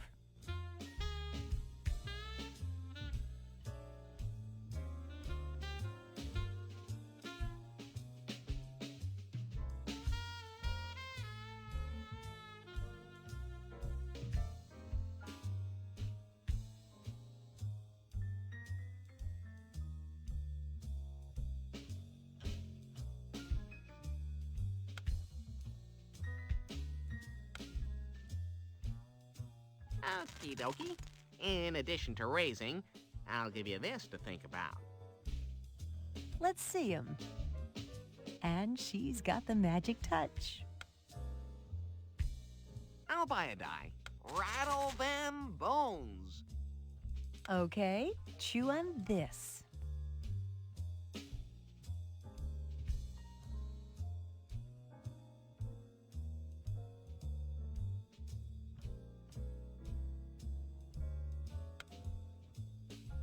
I think the truth is closer to this.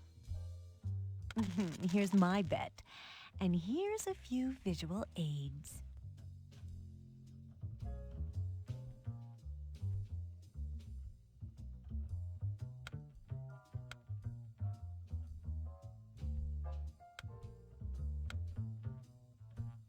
Okie dokie. In addition to raising, I'll give you this to think about. I've got a bad feeling about this, but oh, what the hell. Let's see him. You play with fire, you get burned, Larry. I'll buy a die.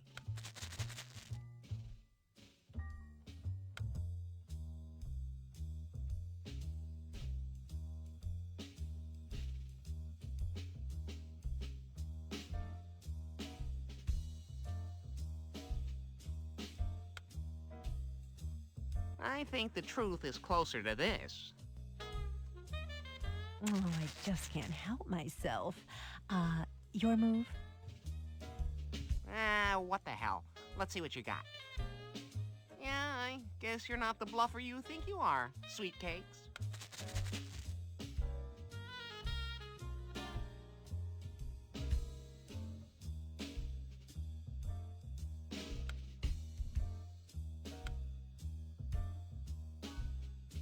Oh, and it just keeps going higher. Pressure getting to you, Larry. Let's see him. I guess I've got the touch.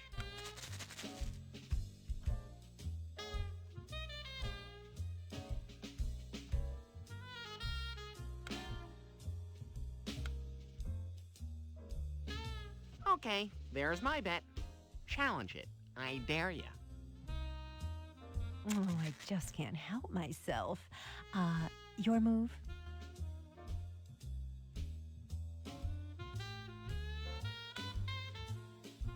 I'm going for the gusto. The dice are calling. They say higher, higher. Let's see him. Yeah, I guess you're not the bluffer you think you are, sweet cakes. Shake it like you mean it.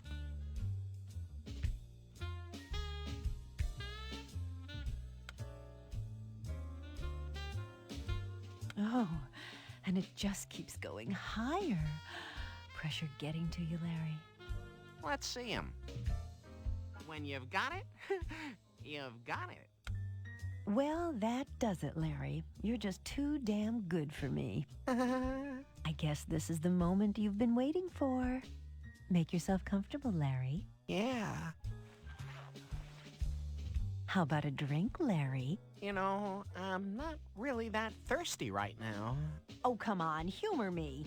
Besides, won't we have more fun if we're both a little loose? I guess you're right. Sure. This ought to fix him.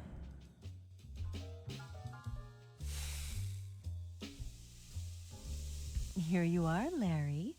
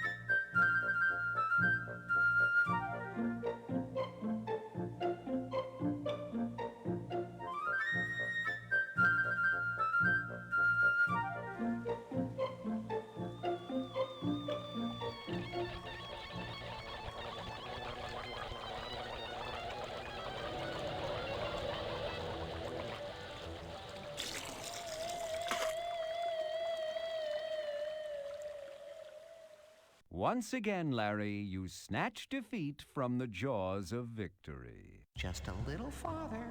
This time I'm gonna make it for sure. Oh! Oh! Ooh.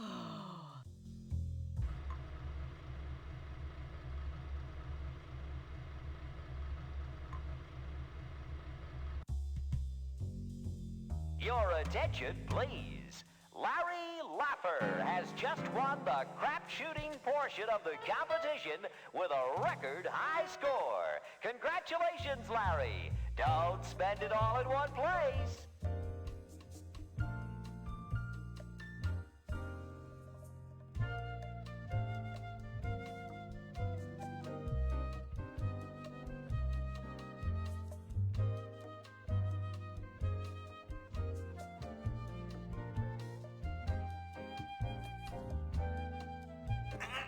I think I can just barely reach it from here.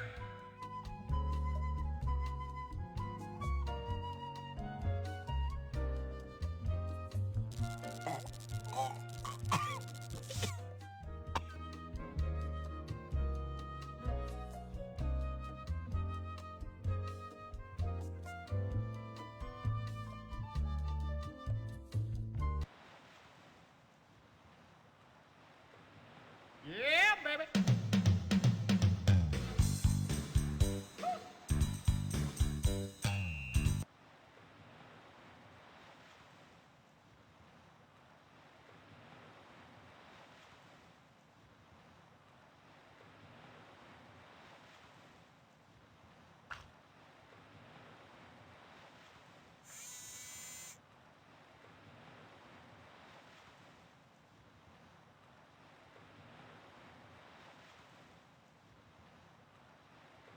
Watch out.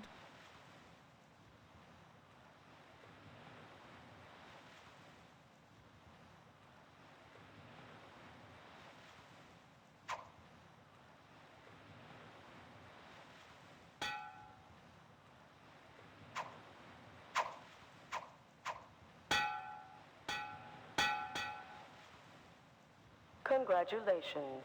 Another ringer. Your attention, please. Larry Laffer has just won the horseshoe tossing portion of the competition with a record high perfect score of 100 points. Congratulations, Larry. You really stuck it to him. Ugh. I hope that's my card.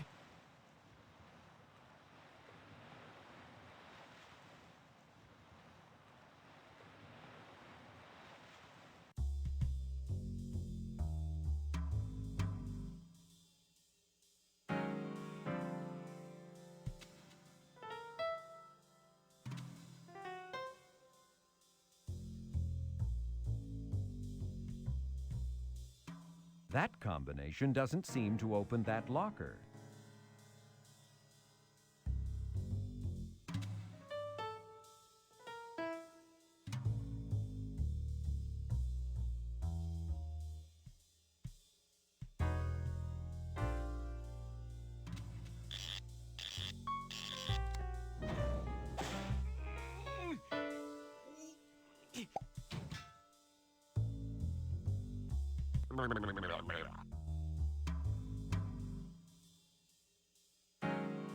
Hello, who dares to enter my private chambers?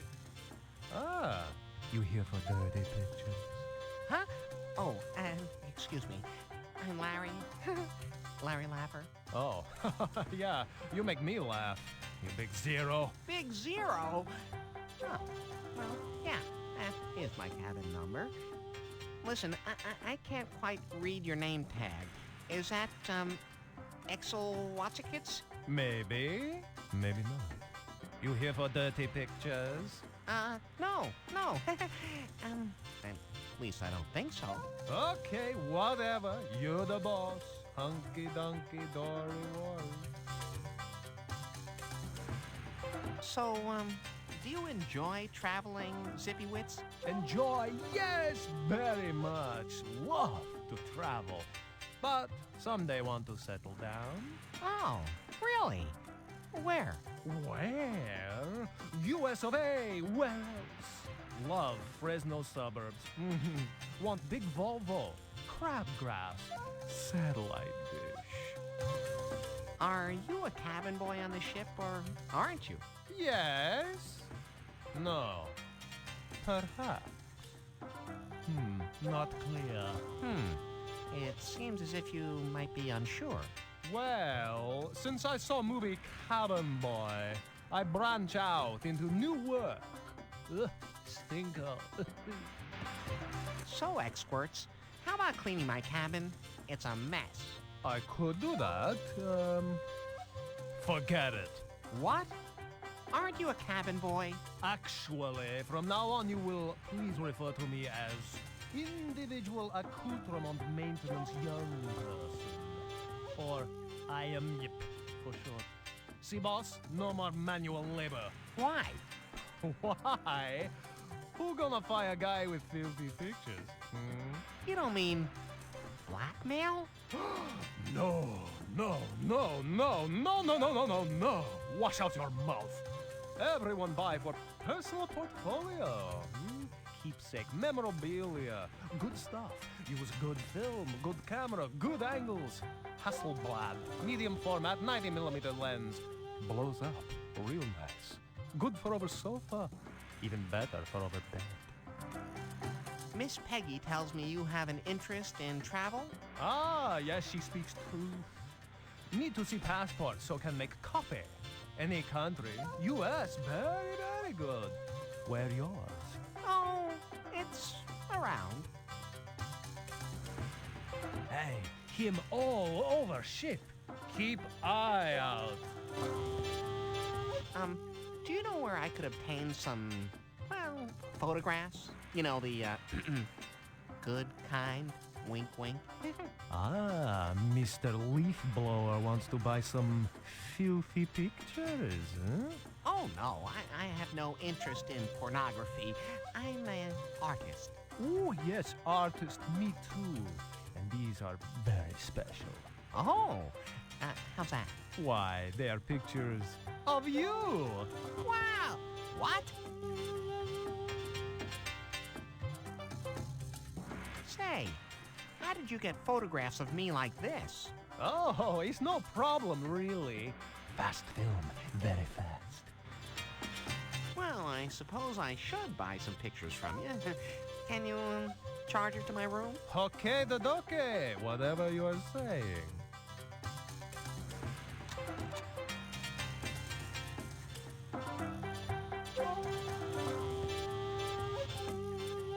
Yeah, bye-bye, Exy.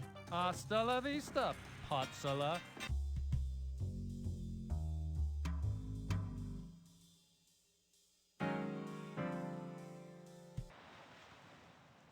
Cybersnip 2000. Your attention, please. Mark has just captured the temperance portion of the contest. Yeah, baby.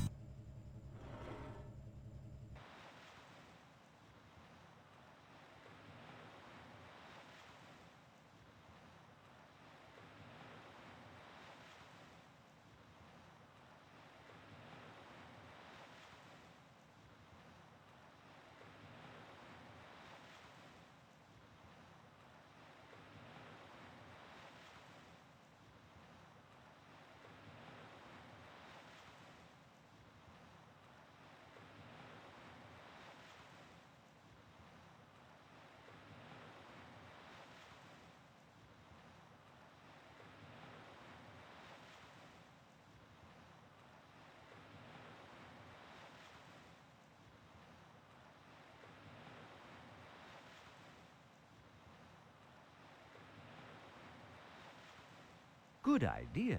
Let's see what's in there.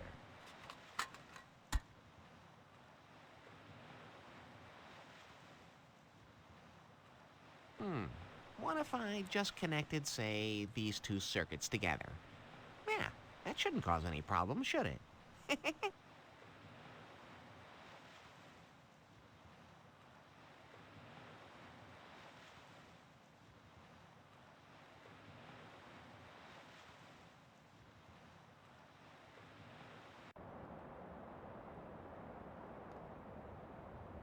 Mr. Mutzel, report to massage therapy immediately. The sails are made from white polyester, just like your leisure suit, Larry. Leisure suit Larry? Hey, that's me!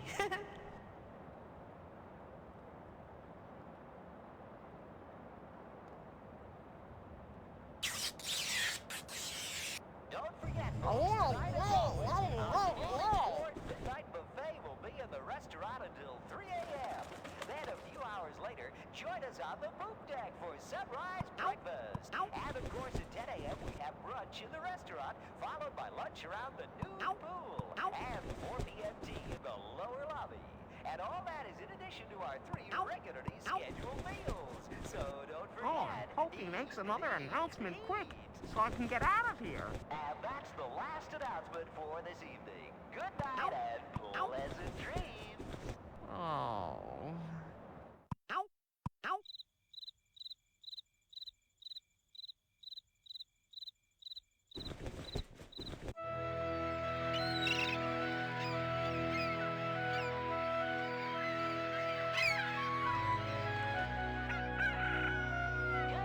Oh boy.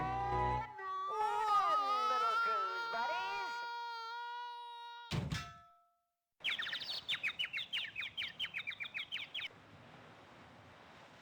Your attention, please. This ship has sails, but they're not made of silk. Rubies do not fill its hold. There is no gold nor spice. That is all.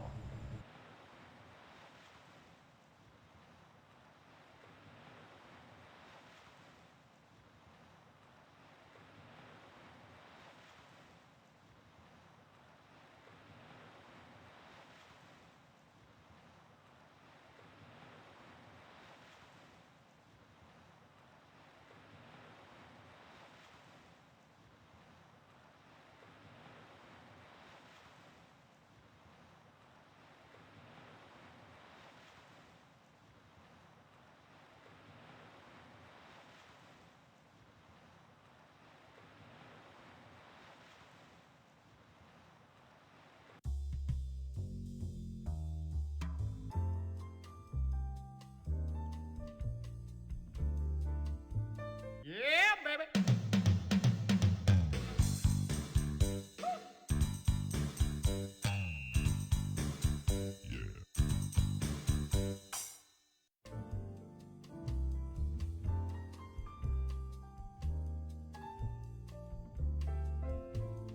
Hi, Jamie Lee. I'm back again. Oh, bonjour, Larry. Bone? Yeah. Anything come up while I was gone? Nothing, unfortunately.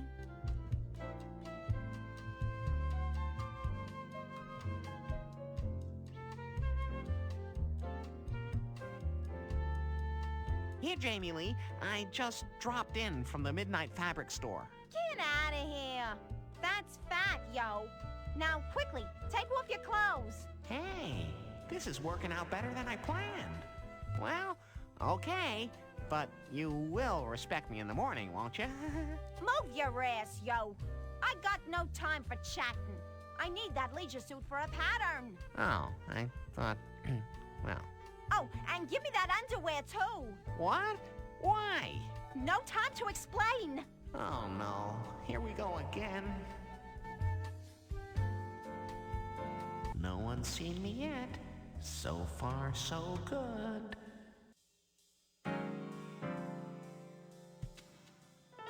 Well, shiver me timbers. Oh, no!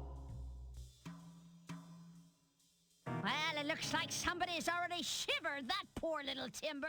That little son of a... Well... Your attention, please. Paging Mr. Hunt. Mr. Mike, You guys are not gonna fall for that. May I use your telephone? No. This telephone is for official Purser's Desk business only. You must use the telephone on that pole over there. I'd like to talk to you about one of your employees. Yes, sir. I have nothing to do of importance. Why don't you just waste my time berating the innocent help? You see, it's that Peggy woman, that deckhand upstairs. Oh, her. Oh, I'm so sorry, sir. I'll talk to her. We've had quite a few complaints. I was only wondering if she was, really a pirate? Never you mind, sir. I'll give her a severe tongue lashing right away. Now, that's an ugly picture. Where could I find a cabin boy? I don't know where the cabin boys go. Maybe one of the other employees knows, so stop bugging me with your personal problems. I'm only here to serve our passengers. But I am a passenger. See, there you go again. I'm looking for that cabin boy, Lax, or whatever his name is. Oh, sure. I'll leave him a note. He'll get to it. Never. I'd like to complain Please about my room. $1.75 You and everyone else. for each additional You're lucky you minute. have a room. It's weirdos like you that spoil everything for the rest of us normal folks. Hey, back off, bucko. Yes, that is my favorite position, and while you think you're big stuff now, you just wait until we're in charge. Then you'll be singing a different tune. Then you'll be glad to even have a room. What in the hell is wrong with you? Oh, I think you know well enough. The CIA put mind-control drugs in Pugh's house paint, and now all the interior decorators are under their control. I can't stand it. I'd like my passport, please.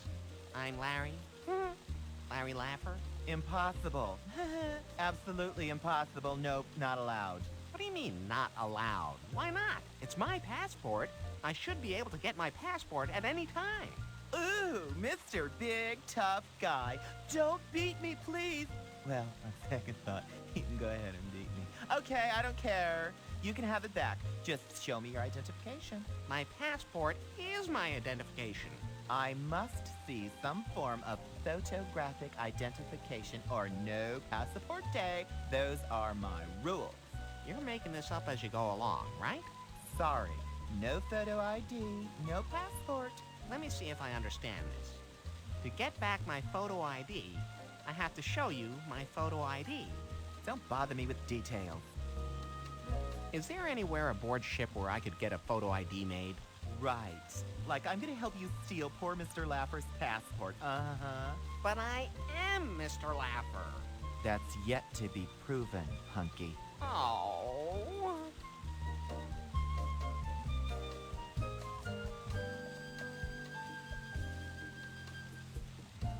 Good job. Now the photos of you are not only dirty, they're sticky.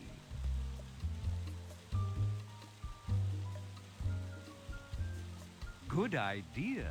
Yeah, but first I'm gonna tear off some of this groinal area.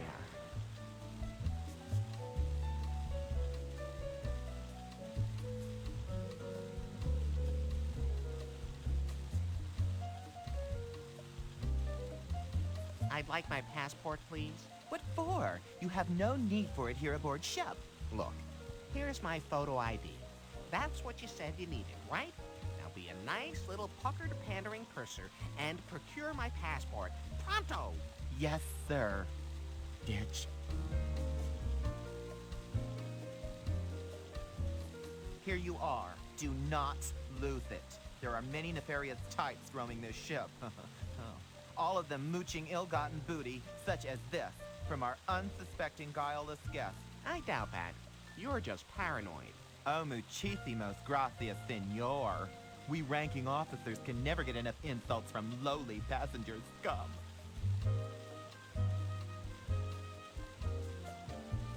Bowling balls may not be removed from the bowling competition area. Tonight, a spectacular display of audio animatronics in the proud little Seaman Lounge. Don't miss your chance to see great moments with Mr. Clinton in the lounge nightly.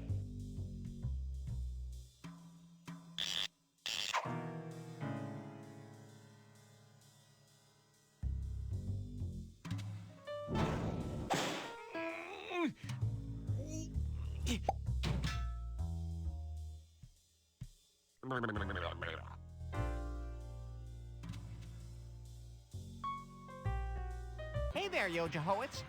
Same right at you, Mr. Loaf in the Pants.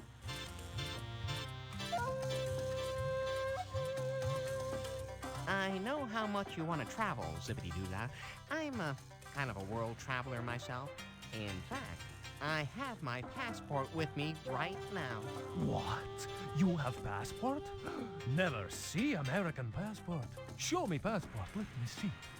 Thanks.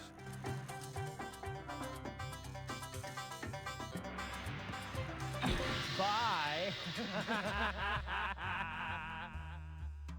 Damn. Where'd he go?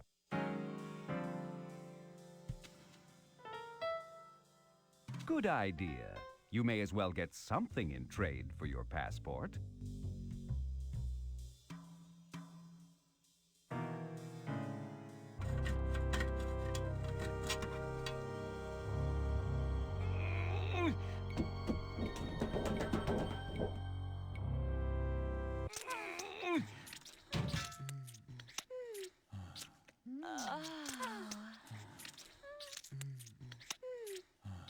Oh, God. Oh, that's great. Hey, I don't want to be left out of this.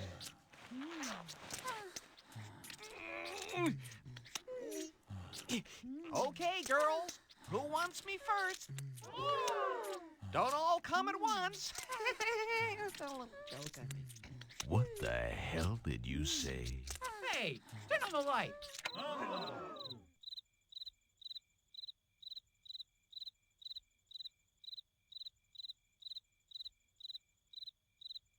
Blind dessert taste test. Oh, that was close.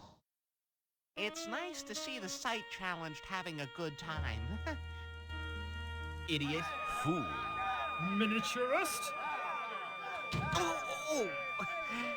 This time I've got to make it without running into somebody. I can't be that unlucky. Oh, wouldn't I love a bite of that? Larry, so nice you could drop by and dressed for the occasion. Whoa, who's this? Gotta play it cool. Yes, I always like to be, dressed in things. Rats. What a sap. I've got a problem, Larry. The old man. Oh, that old guy in the wheelchair? She must be his nurse. Yes, exactly. I'm tired, Larry. I got into this for a reason, to become a rich widow. But I'm so tired of waiting. You get me? She loves nursing, but she doesn't have enough time for sex. Oh, I gotcha. I thought it would be easy. It looks like he's ready to keel over any second. But he saves up his strength till we're back in the cabin. And then he wears me out. I've had my fill of boning that old coot. The constant pressure. The endless pounding. Oh, a physical therapist, too. I wonder if it's true what they say about physical therapists. I see your problem, and I'm your solution. This is easier than I thought. So you're willing to do the dirty deed? This is easier than I thought. Hey, sweetheart. I'm always willing to help a dame in need. What a putz. Yes. Help. I'll make it worth your while. How about a little sample? Right now. Sample? More like a taste of things to come. Oh!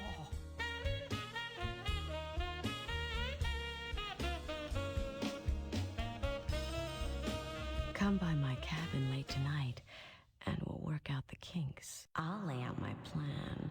He'll do the killing. I'll get off scot-free. Sounds great. When can you fit me in? Wait.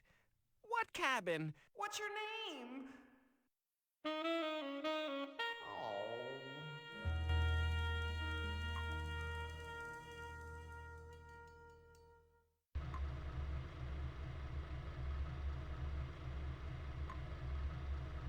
Your attention, please. Jen has just won the Strip Shuffleboard Tournament.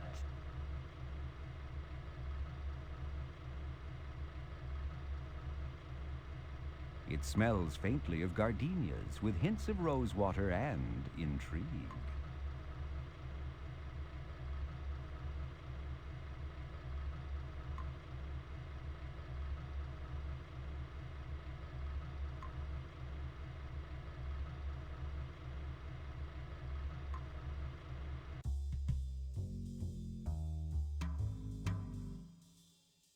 Larry, meet me backstage. Jamie.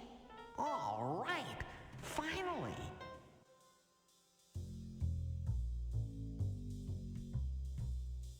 She left these unlocked. Here I come, baby. Jamie? Jamie Lee? Huh?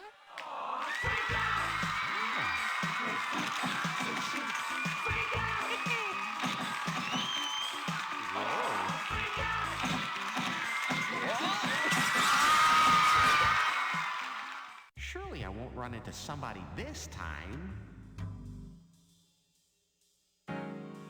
Next on Inside Affair, the Lust Boat, coming in a port near you.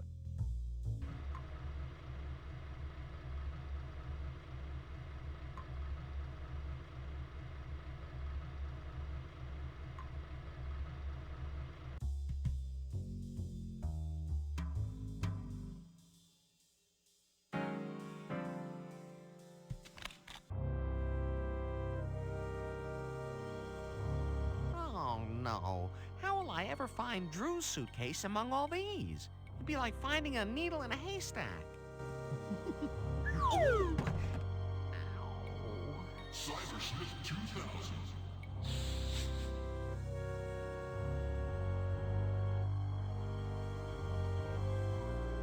Yeah, baby!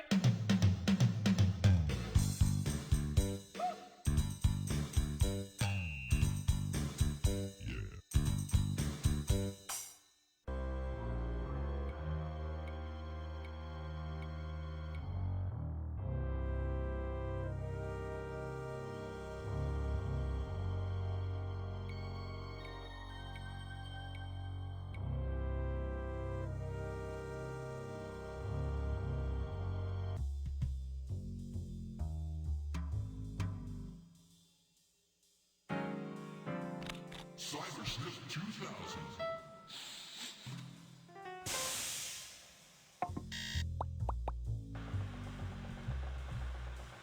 It is unlocked. But what would you do inside a hopper full of bowling pins?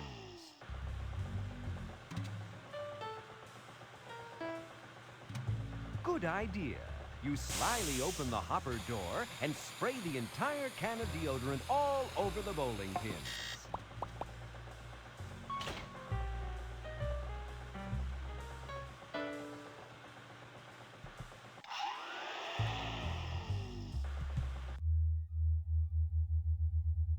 Yeah, baby!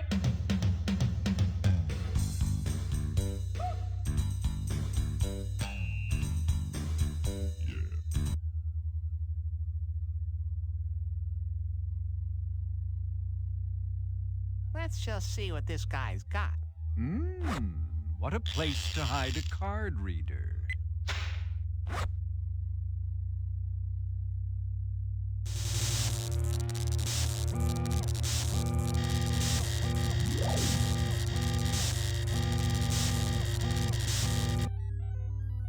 Your score is 100. Whoa, 100. A perfect score. Cool. You hunk. Ah, the irony. You haven't changed a whit, yet you now precisely match the latest fashion trend. But give those designers a few months. Soon enough, you'll once again be unhip.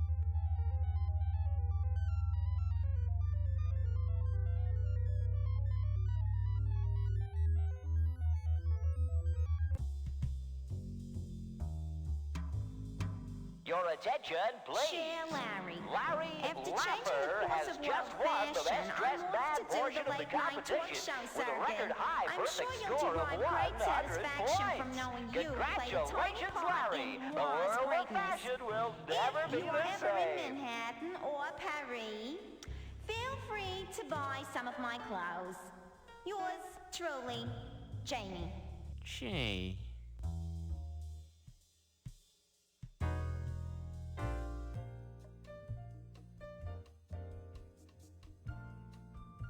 Cybersmith 2000.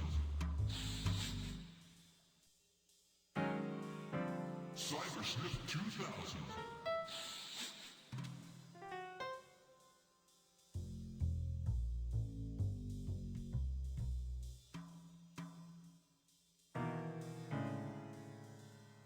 This life insurance policy in the amount of $1 billion is on one Aristotle K. Boning, with the beneficiary listed as Annette B. Boning. It emits a very faint smell.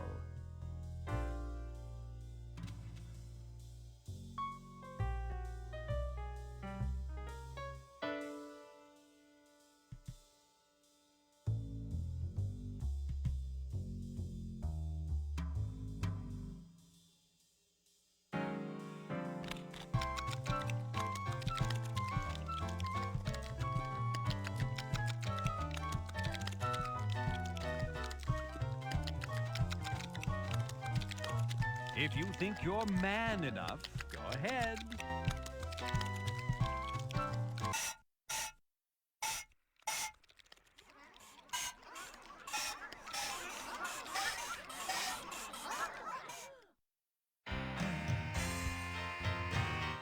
Next! Was it good for you?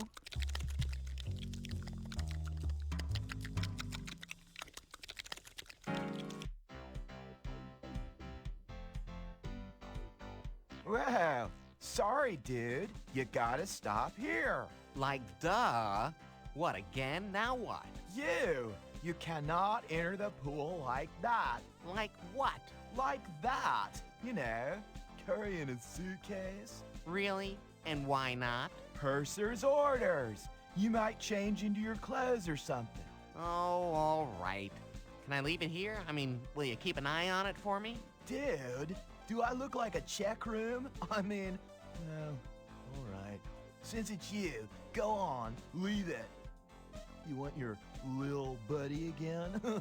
Well, I guess. I'm getting kind of used to it. Just so long as you don't let it grow attached.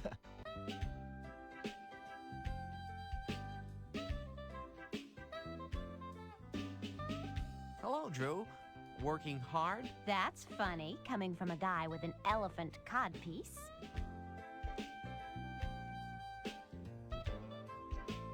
Do you have a drinking problem?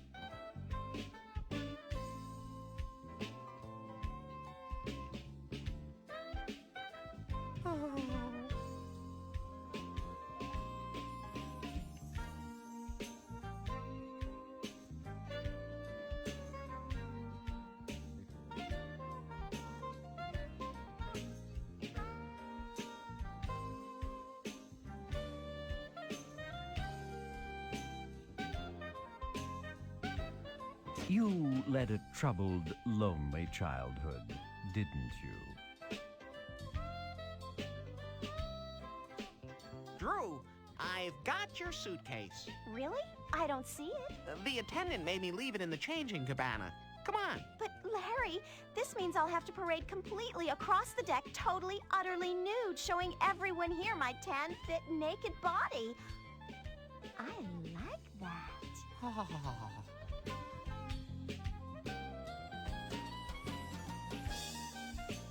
Well, here we are, Drew.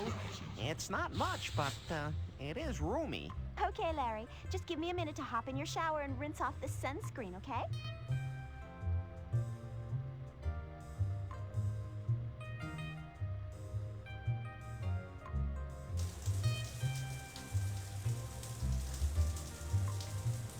Oh, steam's not the only thing rising.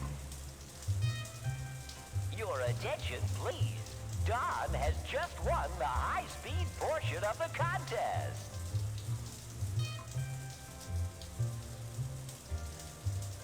This ought to get her out of there.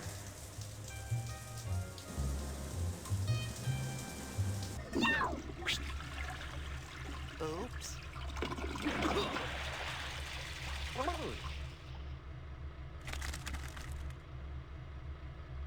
You bastard! That's it. I'm not staying here. And don't you try coming around the pool either. Hot diggity. That certainly seems to have gone well.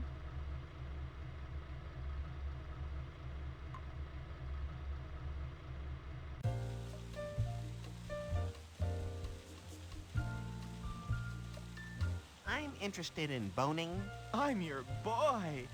No. I mean, I want to find out about a passenger named Boning.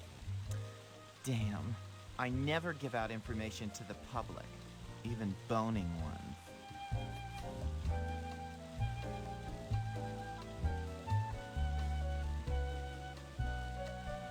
Horseshoes may not be removed from the horseshoe competition area. Purser's desk. Hello, could you page someone for me? All right. The party? Miss Hug and Kiss? We have no one aboard by that name. First name, Amanda? Oh, I hate that.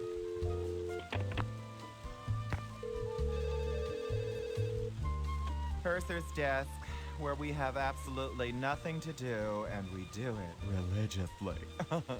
Hello? Yes, do you have Prince Albert in a can? No, we don't. Well, let him out!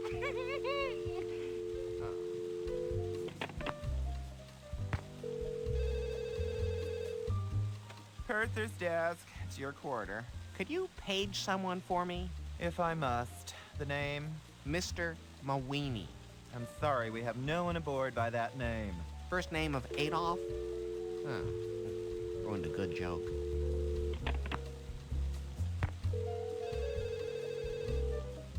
Purser's desk. Yes, hello. Could you page someone for me? If I must. The party? Mr. Butts. Nice try, sweetie. His first name is Seymour. Oh. Bowling balls may not be removed from the bowling competition area. Purser's desk. Is your refrigerator running? No, the ship cools everything with iceberg chips. Well, why don't you...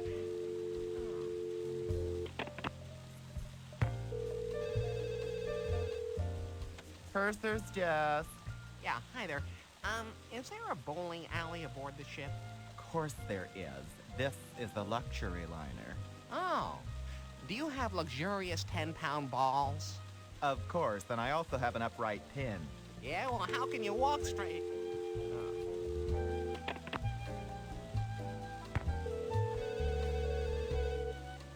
Purser's desk, what do you want? Yes, may I please have the boning cabin? Connecting. Hello? Are you boning? We were, till this damn phone rang.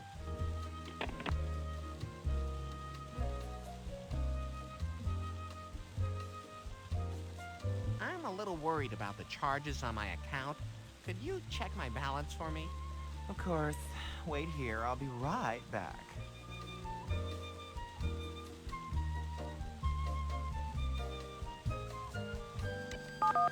Good idea. Go oil? Yeah, that's real helpful. What in the hell good does that do me? Larry, the phone's upside down. And your point is? That's 71009. The Boning's phone number is 71009. I knew that. The 7 indicates a guest room on this ship. 1009 is their room number. Huh. Yeah. Okay, yeah, that could be helpful.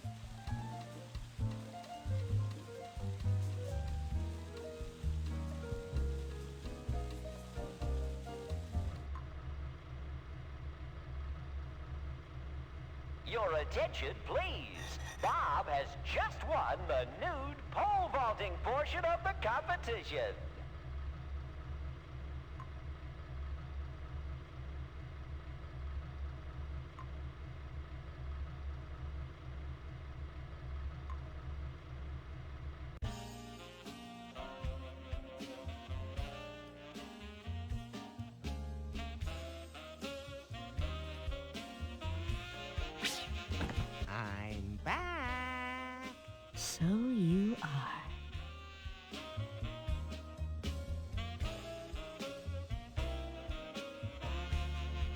You know, you are the greatest, baby.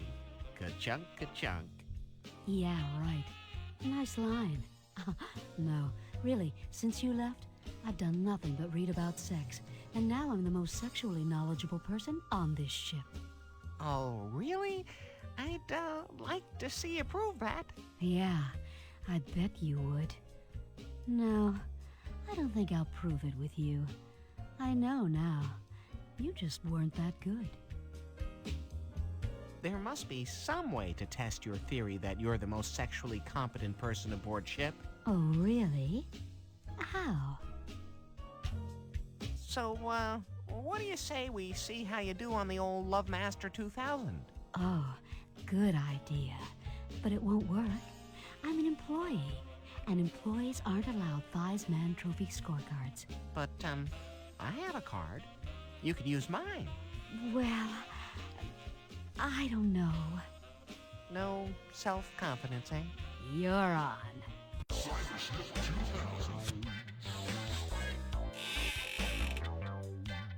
Okay, Vicky. There you go. This'll prove who's the real sexpert. Do you want to get out? I think I like Tell me, what you gonna do? Do you want to get out? What you gonna do? Do you want to get out? What you gonna do? Sound like a jumper. Do you want to get out? Come on, tell me.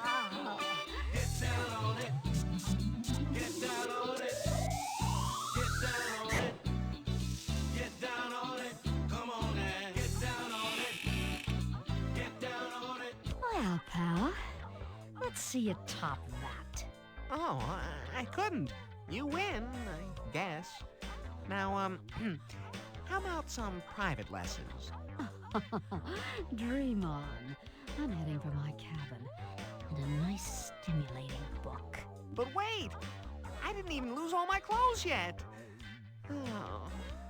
Your score, Larry Laffer, 1,000. Wow, a perfect score. Laffer, come by the office, okay? I get off at midnight. Please? Well, you didn't beat Vicky, but who cares? You got a record high score on the Love Master 2000.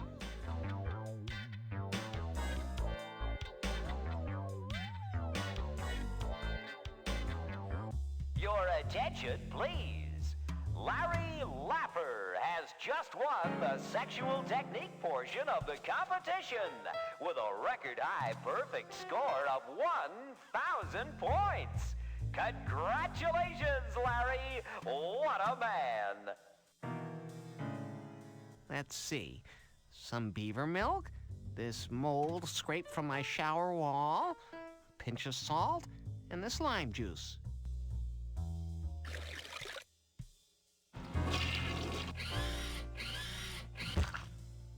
And voila, Venezuelan beaver cheese. P.U. That stuff stinks. Cybersmith 2000.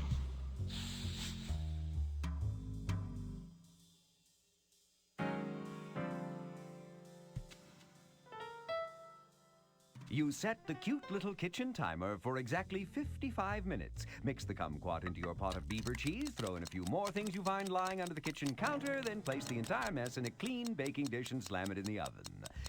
Well, okay, a baking dish. Hey, that doesn't smell half bad. No, it smells all bad. Why did a pig and a python show up now? Artistic license.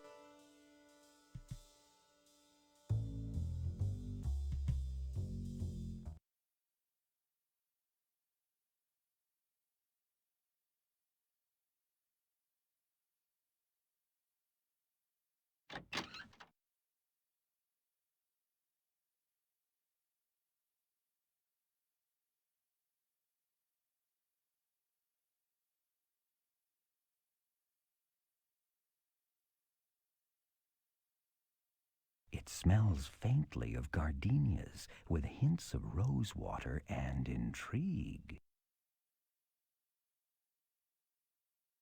Okay, baby. This is it.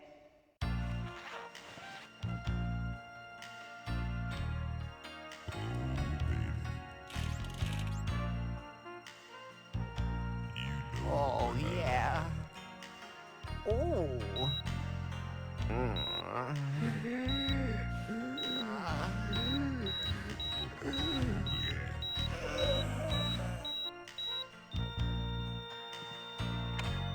What the? Annette?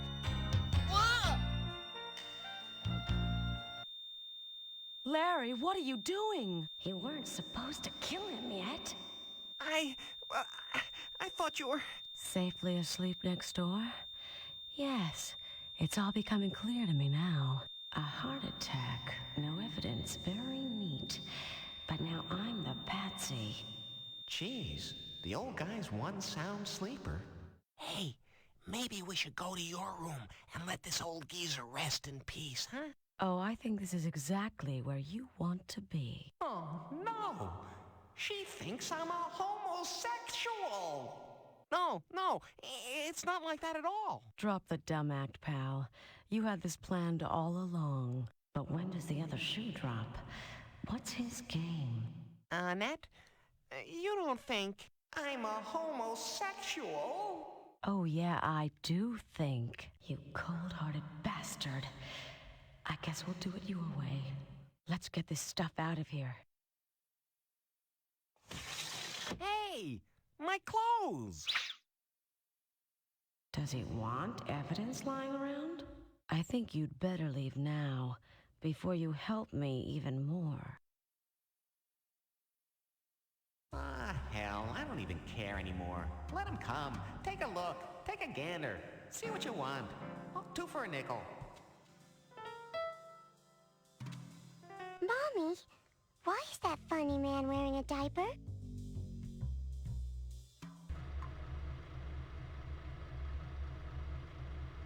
Your attention, please. Al has just finished the flatulence portion of the competition. Eat will reopen in 15 minutes.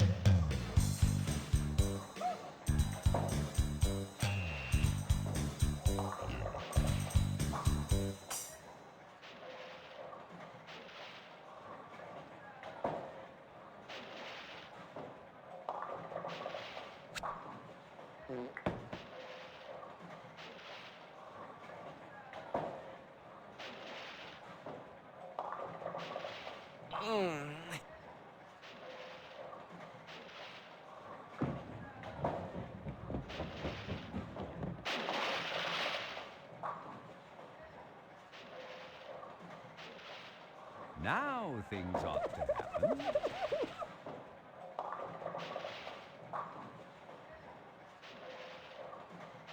This has got to do it.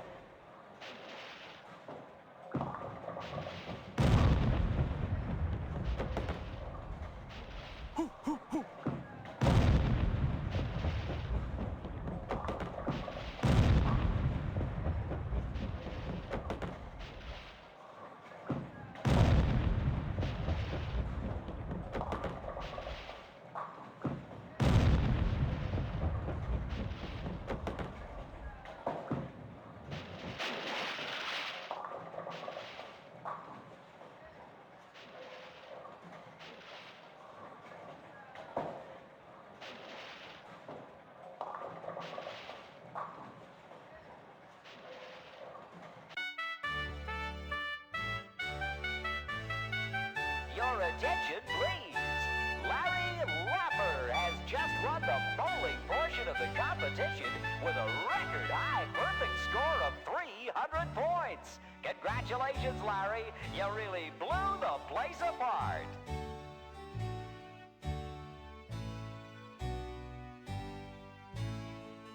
Proudly, you present your concoction for evaluation by the panel of esteemed chefs. Scorecard, please. Thank you, Mr. Laffer. Well, let's see now.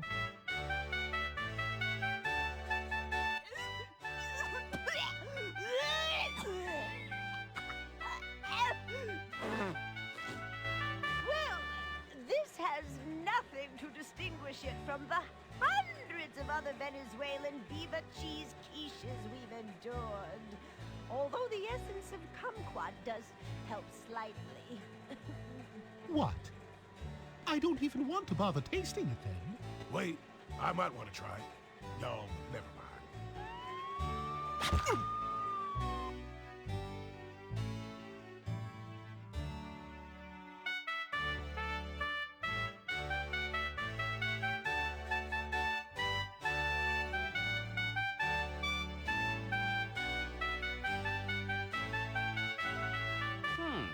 This ought to spice it up a little.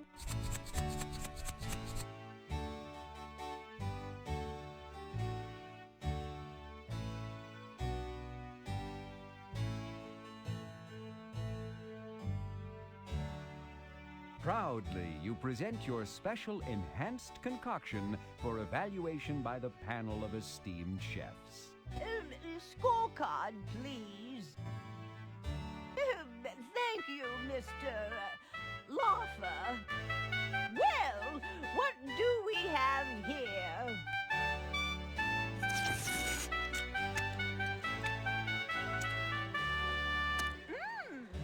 I'll have what she's Yes, having. well, delightfully. Hey, wait for me! Whoa! You don't know much about cooking, but you know what they like. Look at those scores. You just won the cook-off competition. Oh, my!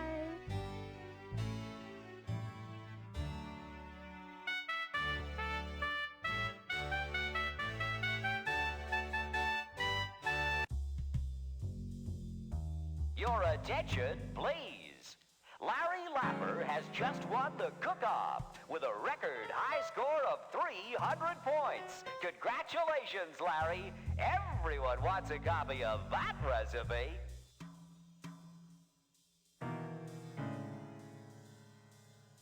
You just love to touch, touch, touch.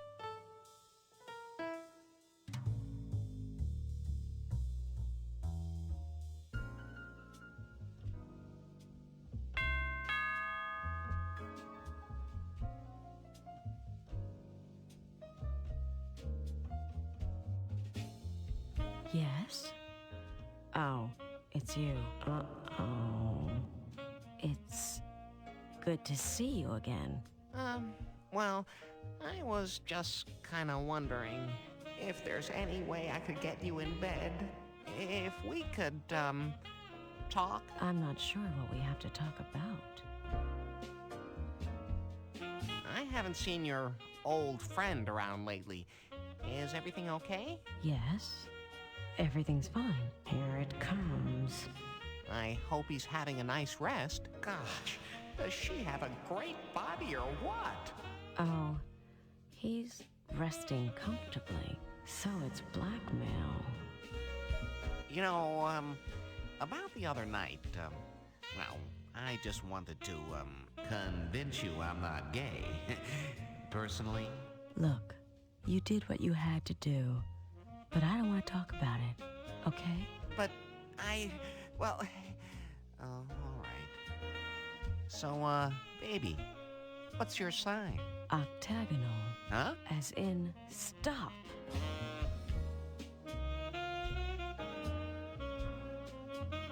Annette, I have a knife. Ah! Wait! Come back! I wasn't threatening you. I was just wondering what I was supposed to do with this knife.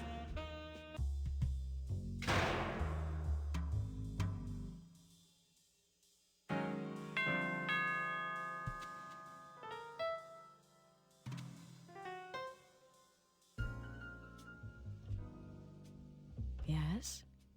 Oh, you again. Stop bugging me. Yeah, I'm still around. Yeah, I'm still horny.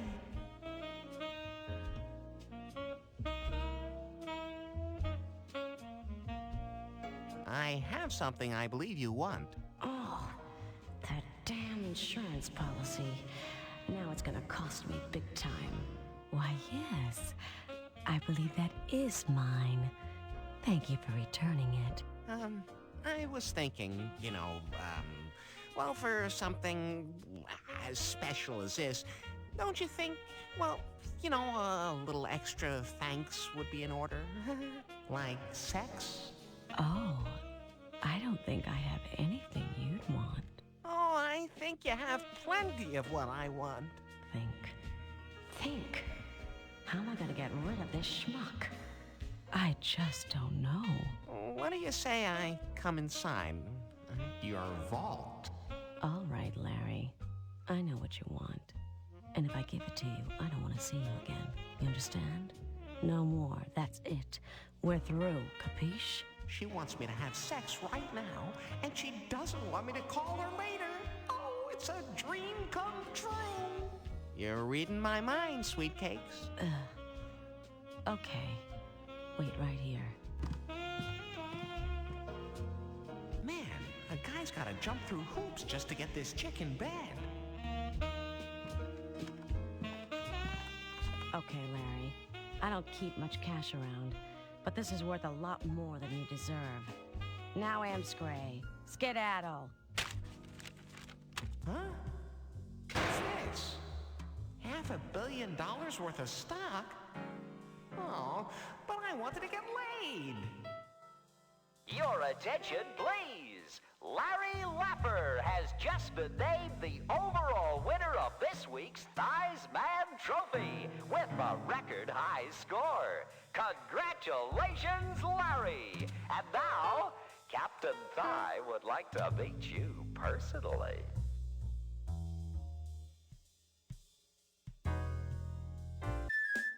And now, the Proud Little Seaman Lounge presents our version of Disney's Mr. Lincoln. Welcome to Great Moments with Mr. Clinton, starring our little audio animatronic answer to the deterioration of respect for the office of the President of the United States, Willie! Thank you, thank you, thank you. And let me just say this. Thank you. I am your president. Hey, wait a minute now. I haven't even started the jokes yet. And now, without any further to-do, here comes the hilarity. How do you recognize Al Gore when he's surrounded by Secret Service agents? Easy. He's the stiff one. Now, here's something for you folks to ponder. You know what I say to Hillary right before sex? See you in an hour, honey. Huh, but seriously, folks. One day I was jogging along the beach, as I am wont to do, when I found a lamp. I rubbed it, the lamp that is, and a real genie appeared. I was amazed. "What is your wish?" he asked. "Isn't it obvious?" I replied. "Peace in the Middle East. See this map? Make these countries stop fighting each other." The genie looked at the map and then looked at me. "Damn it, man. I'm good, but I'm not that good. These countries have fought for thousands and thousands of years. It just can't be done. Make another wish." Well, I thought about it, and then it struck me I knew exactly what I wanted. You know my wife, Hillary? I want you to make her the most beautiful woman in the world, and I want you to make everybody like her. And do you know what that genie said? Here, let me see that damn map.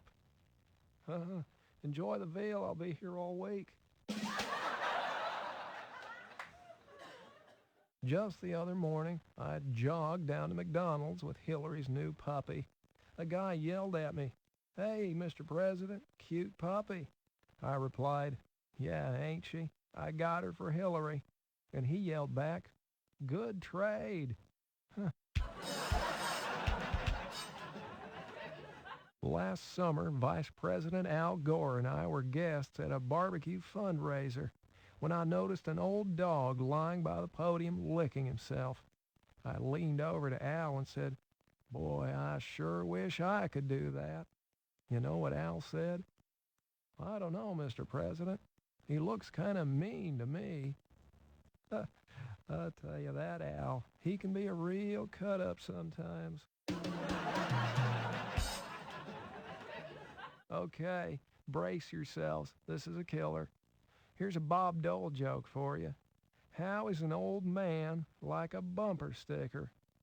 Well, the older they get, the harder it is to get 'em off. Isn't that right, Elizabeth? Now, ladies and gentlemen, if there's one thing you know about me, it's that I am an expert on the Ferrer sex. Now, follow me on this. From age 13 to 18, a woman is like Africa, virgin and unexplored. From age 18 to 30, she's like Asia, wild and exotic. From age 30 to 45, she's like the United States of America, fully developed and free with her resources. From age 45 to 60, she's like Europe, well explored, nearly worn out, but still has points of interest. From age 60 on, she is like Australia. Everybody knows it's down there, but nobody really cares. Somebody douse me, I'm on fire. What do you get when you cross an onion and a donkey? Well, most of the time you get an onion with really long ears. But every once in a while, you get an ass that'll bring tears to your eyes. And if you see one, call me on the hotline. Now, folks, stop me if you've heard this one. No, I'm just kidding. Don't stop me. An airliner went through some really violent turbulence, rough enough that the flight attendants strapped themselves in and many of the passengers were airsick. When they finally got through it and the air calmed, the captain's voice came over the intercom. Well, folks, that was quite some ride, wasn't it? But we came through it with flying colors, and I'm glad to report it looks like the remainder of our trip will be smooth sailing.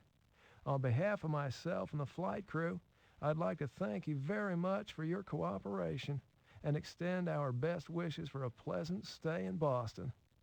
Then, wrongly believing he had switched off his microphone, he said to his co-pilot, "What a friggin' ride.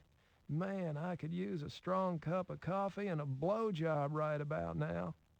As a stricken stewardess dashed up the aisle to inform him his microphone was still on, a sweet little old lady called out to her, "Honey, don't forget the coffee."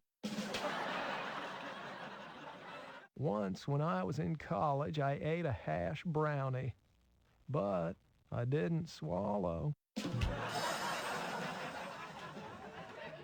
You know my definition of safe sex?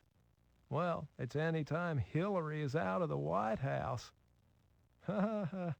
One of my top aides, at least one of the ones who's still with me, Andrew Fairthorne, told me that joke. It's not bad, huh? Thanks, Andy. You know, that FBI file we got on Al Lowe? Honest mistake, I swear. And, you know, you can trust me. The Pope dies. And, well, naturally, being the Pope, he goes to heaven.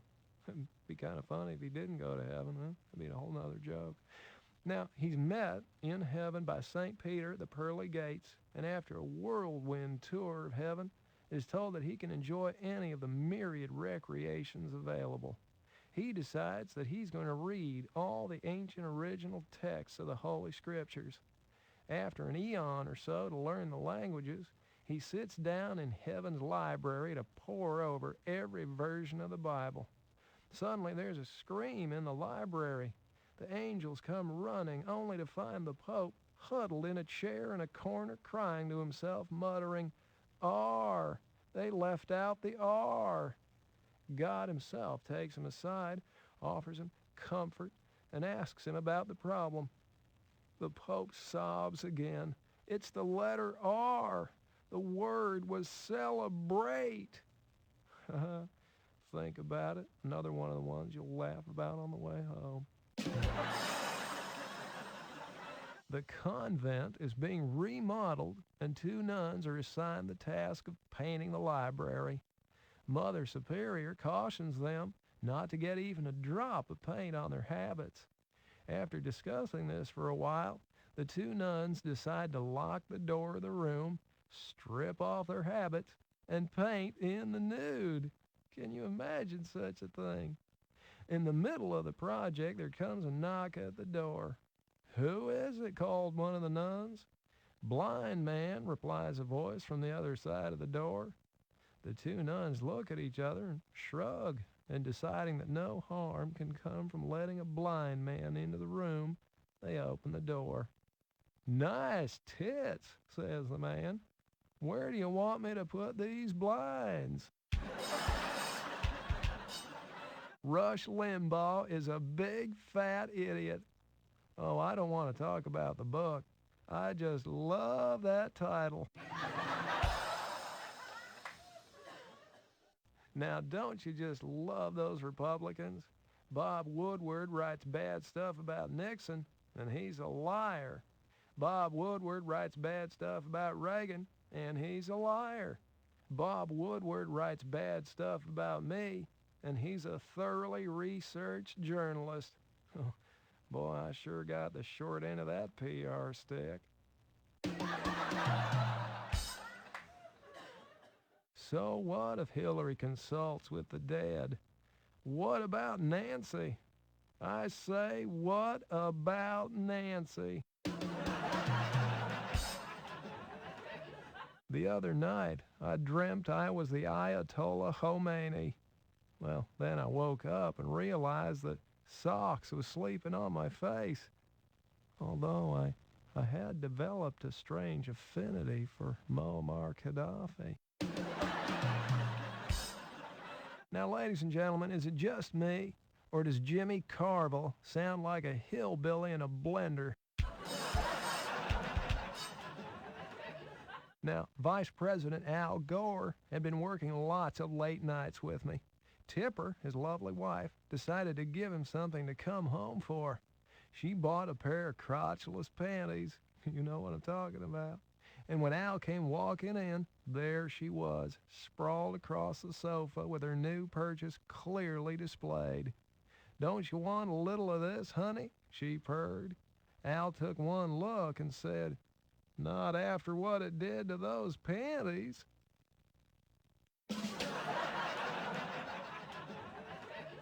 A guy dies, unfortunate but true, and he finds himself in hell. He's totally depressed. Sure, I may have led a wild life, he thinks, but I can't believe it was this bad. I didn't know it would come to this. The admissions counselor down there in hell notices his heavy heart. "What's the matter, young man? You seem kind of depressed." "Well, what do you think?" said the young man. "I'm in hell, aren't I?" The counselor replies, "Well, yeah, but it's not so bad. We have a lot of fun down here. Do you drink?" "Well, sure I like to drink." "Well, then you are going to love Mondays. On Mondays, we drink up a storm. Nothing but the finest whiskey, rum, tequila, beer, anything you want and as much as you want. And no hangover, 'cause you're already dead. Yeah, old boy, you're going to love Mondays. Do you smoke?" "Well, sure, I like to smoke." "Well, then you're going to love Tuesdays. On Tuesdays, we smoke up a storm. Nothing but the finest cigars, the best cigarettes, and no worries about cancer, 'cause you're already dead. Oh, yeah, you're going to love Tuesdays.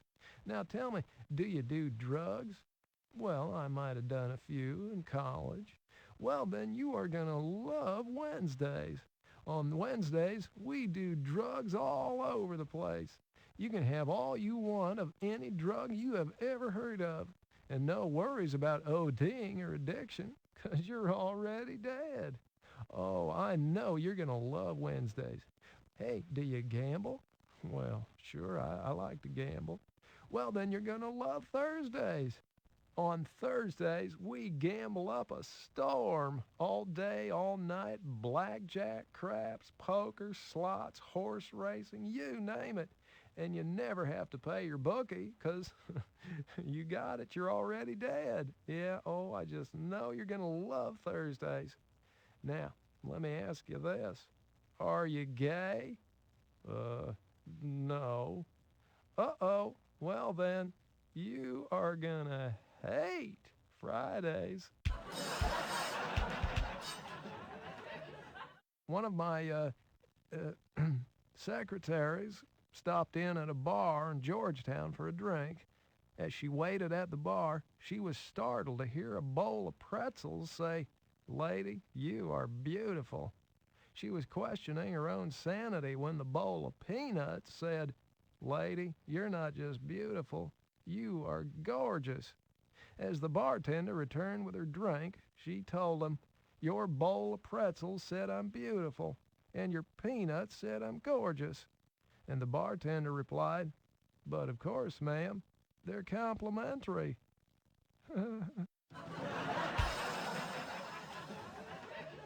Now, I knew this guy, who shall remain nameless, back in Little Rock, who called his wife one evening and said, "Honey, I've been invited to spend a week fishing with some of my best customers, but they're leaving right away.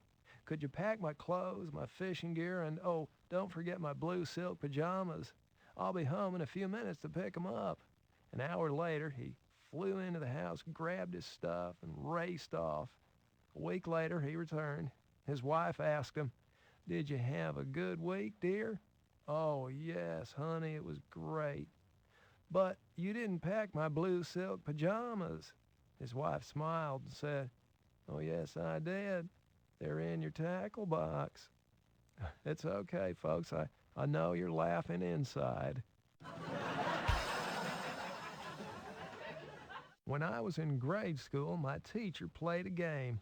She said, "I'm holding something behind my back that's long and hard and has a pink tip."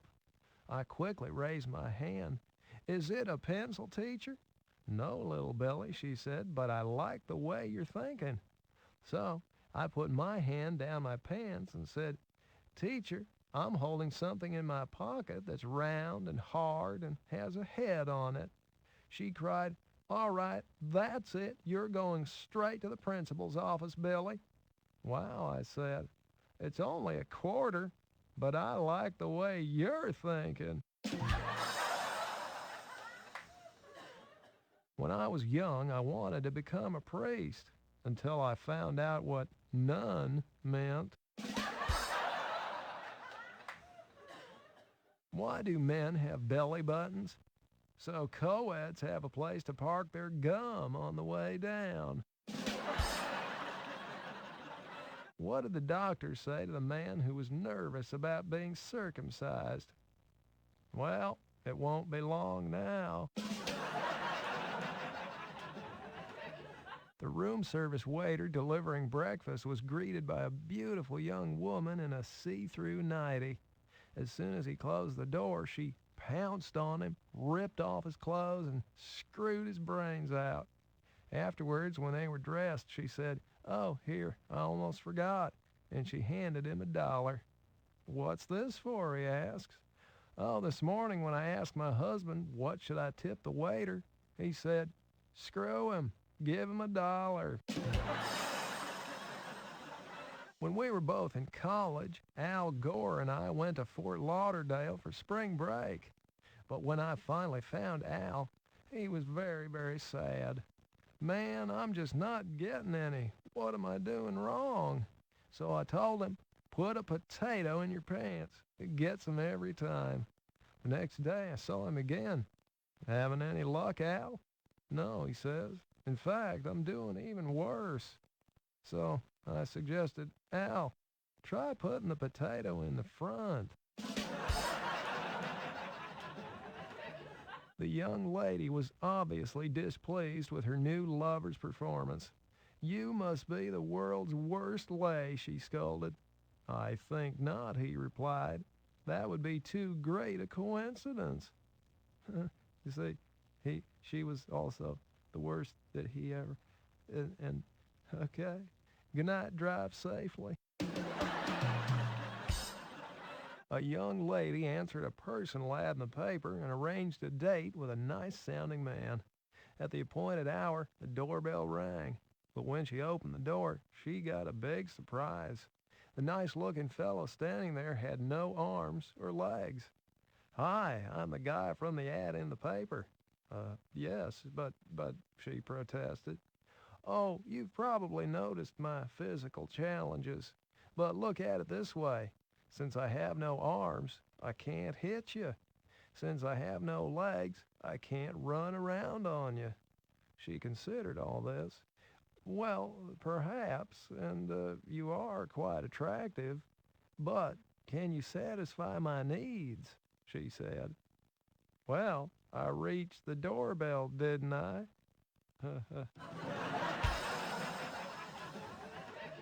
An attractive young mother, oh, they're the best kind, was having the birds and bees lecture with her little girl. To make a baby, the daddy puts his sperm in the mommy's tummy. "Well, I don't understand," the little girl said. "If the daddy puts his sperm in the mommy's tummy, does that mean that the mommy has to swallow the daddy's sperm?" "Well," said the mommy, "only if the mommy wants jewelry." What's the difference between beer nuts and deer nuts? Well, beer nuts are $1 a bag, but deer nuts are under $1. Now, folks, I thought I would throw in at least one true story here today. This one really did happen, my hand to God. Once a penguin, believe it or not, was driving his Cadillac through Arkansas. I saw him go by. Cruising through this small town, his car began to knock and ping. So the penguin pulled his Cadillac into the local garage. The mechanic said, "It's going to be a couple hours before I can check it out."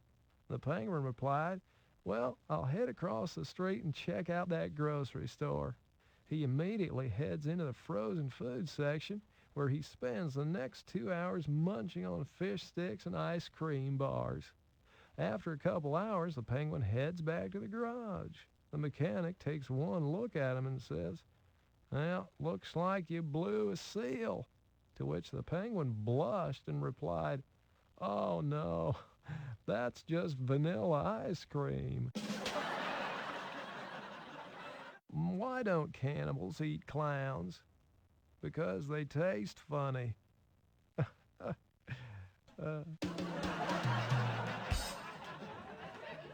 You know how a French woman holds her liquor? By the ears. What's the difference between Hillary with PMS and a pit bull? High heels and lipstick. A lot of lipstick. Now this one is Al Gore's favorite. A male and female whale are swimming off the coast of Japan when they pass under the very whaling vessel that killed the male's father 5 years before. Excited at the chance to exact revenge for his father's death, the male says, "Let's swim right underneath the ship and expel air through our blowholes until we capsize that boat. That ought to make them think twice about killing innocent whales." The female whale agreed, and together they managed to sink the whaler. But their celebration was short-lived when they noticed that most of the sailors were swimming to shore. "Hey, let's gobble 'em up," cries the male. "No way," says the female. "I agreed to the blow job, but there's no way I'm swallowing semen." I had a buddy back in Arkansas who divorced his new wife when he found out she was a virgin. I asked him, "Why did you do that, Virgil?" And he replied, "Well, hell, if she ain't good enough for her family, she sure ain't good enough for me." The florist delivered a dozen roses to Kate's office. "Damn," she said to her friend. "Now I'll have to spend the entire weekend with my legs up in the air." Her friend replied, "What's the matter, honey? Ain't you got a vase?" I have such a good memory that I can remember events that occurred before I was born. In fact, I distinctly remember going to the drive-in with my father and returning home with my mother. Did you hear they hired a doorman down at the sperm bank? His job is to tell each guy, "Thanks for coming." Do you know the difference between light and hard? Personally, I can sleep with a light on. Here's a hypothetical for you. If you come across Newt Gingrich drowning in the middle of a raging river and you had a choice between rescuing him or getting a Pulitzer Prize-winning photograph, what shutter speed would you use? One night last week, I felt like I needed some inspiration, so I decided to take a long walk. Passing the Washington Monument, I prayed to the spirit of President Washington, the father of our country. George, you were our country's first great leader. Everyone trusted you. How can I gain the people's trust? And I swear I heard the voice of President Washington say to me, "Never tell a lie." I thought this over as I continued on my walk. Passing the Jefferson Memorial, I prayed to the spirit of Thomas Jefferson. "Thomas, you established the basis for our entire legal system. You were a very popular president. How can I improve my popularity?" And I swear I heard the voice of President Jefferson say, "Never raise taxes." I winced a little, but I kept on walking. Passing the Lincoln Memorial, I was getting desperate, so I prayed to the spirit of President Lincoln. "Honest Abe, you were a man of great integrity. You abolished slavery and, in so doing, helped free all Americans from an uncivilized institution. Abe, how can I set our people free today?" And you know what that dang Lincoln said to me? "Go see a play." What does George Bush have in common with Jennifer Flowers? They were both upset when I finished first. Hillary bounded into the Oval Office today. "Why are you so happy?" I asked her. "Oh, I just came back from Bethesda Naval Hospital in my annual physical," she replied. "The doctor said I had the breasts of a 25-year-old. Well, I asked her, "What did he say about your 50-year-old ass?" "Oh," she replied, "your name didn't come up." Chelsea, my lovely daughter, she was out walking with a couple of her girlfriends when they spotted Newt Gingrich himself about to be run over by a car. They quickly pulled him out of the way and onto the curb. "Well, you saved my life, ladies," said Newt. "As Speaker of the House, I'm a very powerful man here in Washington. What could I do to repay you?" The first girl says, "I want to go to Georgetown." Newt replies, "Consider it done." The second girl says, "I want to go to West Point." Newt replies, "No problem, I'll take care of it." Now he turns to Chelsea. "And what can I do for you, Chelsea?" She says, "I want to be buried in Arlington National Cemetery." Newt says, "Well, that's an odd request for such a young woman." "Well, maybe so," says Chelsea, "but when my daddy finds out I saved your life, he's gonna kill me." She is such a scamp. I mean, that really wouldn't happen. I'm not gonna kill my own daughter. One night in the middle of nowhere, a traveling salesman car breaks down right by a farmer's house. The salesman knocks on the farmer's door. The farmer answers and says, "Sure, you can spend the night here, but you have to sleep with my 19-year-old son. But only if you promise not to—" "Wait, never mind," interrupts the salesman as he starts back to his car. "I'm in the wrong joke." Newt Gingrich and I were discussing family values. Newt said, "I never slept with my wife before we were married. Did you?" And I replied, "Well, I don't know, Newt. What was her maiden name?" What do a hurricane and a marriage gone bad have in common? They both start off with a lot of sucking and blowing, But in the end, somebody loses a house. Say, did you hear about the scientists that discovered the million-year-old bacteria inside that meteorite from Mars? Oh, it's great to know that somewhere there's a life form older than Bob Dole. Some of the women in Arkansas are so fast, I had to put a governor on them. Two nuns were bicycling down a cobblestone street when the first one said, "Sister Catherine, I don't believe we've ever come this way before." And Sister Catherine replied, "Must be these cobblestones." Well, it seems a woman walked into the pro shop at a country club with tears streaming down her face. The golf pro said, "Oh my God, lady, what happened?" She replied, "I got stung by a bee." Golf pro said, "I'm so sorry. Where did it happen?" She replied, "Between the first and second holes." To which the golf pro answered, "Oh, that's your problem. Your stance is too wide." You know, I've been in love with the same woman for over 20 years, and if Hillary ever finds out, she'll kill me.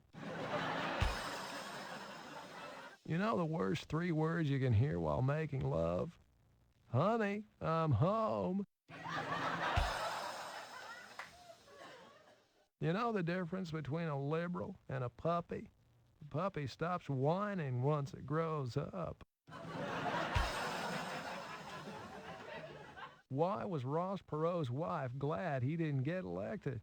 'Cause if he won, she'd have had to move to a smaller house in a bad neighborhood. You know why Arkansas only holds driver's training classes 3 days a week? The other 2 days, they use the cars for sex education. See, they get in the back seat and they drive to a secluded, never mind. You know Paula Jones' favorite game? Swallow the Leader. You know why we didn't stage a White House Christmas pageant last year? Couldn't find 3 wise men or a virgin. Hillary and I were at the opening game of baseball season. A Secret Service agent whispered something in my ear. I looked at him funny, but figured, well, okay, he works for the Secret Service. So I grabbed Hillary by her belt and the scruff of her neck, and I tossed her over the seats and out onto the playing field. The Secret Service agent looked shocked and whispered to me again. I looked at him and said sheepishly, "Oh, first pitch." Other than me, you know the best thing that ever came out of Arkansas? Interstate 55. The Senate held a spelling bee, and the finalists were Dan Quayle, Ted Kennedy, and Bob Packwood. You know who won? Dan Quayle. Yep, he was the only one who knew that harass was 1 word. What's the difference between a porcupine and a limousine filled with lawyers? On the porcupine, all the pricks are on the outside. Rush Limbaugh and Janet Reno found themselves alone on an elevator. Janet grabbed the stop button and pulled it out, stranding the pair between floors. She stripped off her clothes, threw them on the floor, and ordered, "Rush, make me feel like a real woman." So Rush took off his clothes, threw them on the floor, and ordered, "Iron and fold these." You know why Al Gore abolished coffee breaks for civil servants? Took too long to retrain them. See, in the 10 minutes it took to drink a cup of coffee, they would virtually forget everything that they ever... Okay, moving on. The Secret Service got a real scare the other day when somebody threw a can of beer at me. Fortunately, it was a draft, so I dodged it.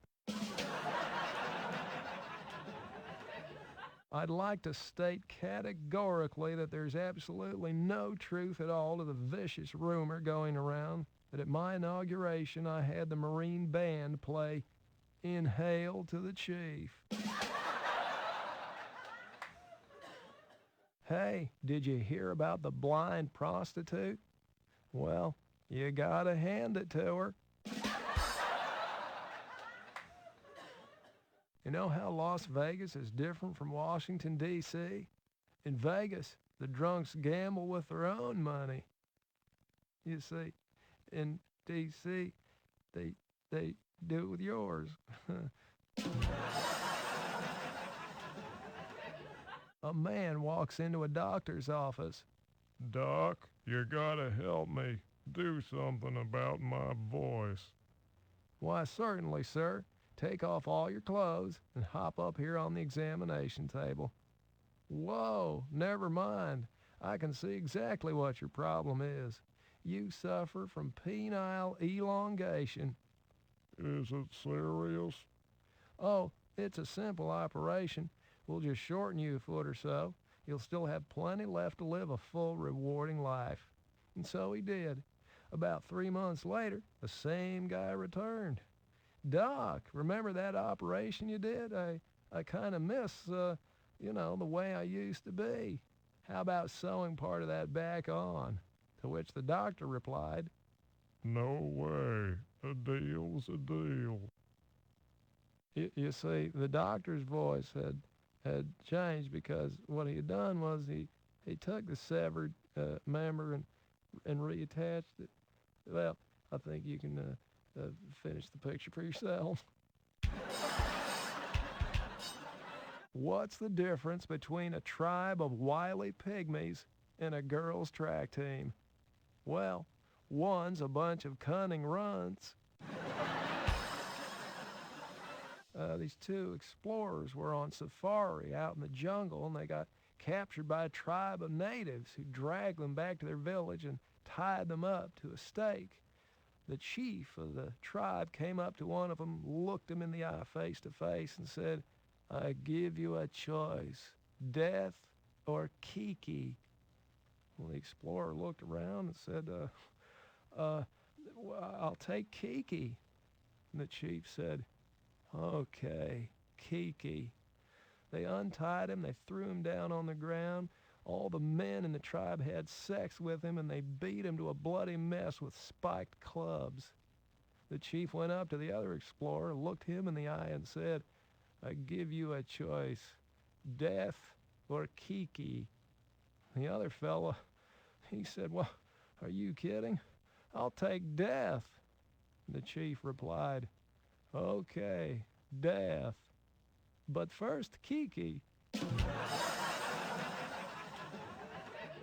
It seems there were these two brothers who worked very hard on the farm every day tilling the soil. Now, one day they decided that they needed a vacation, so they went to the big city to live it up for one weekend.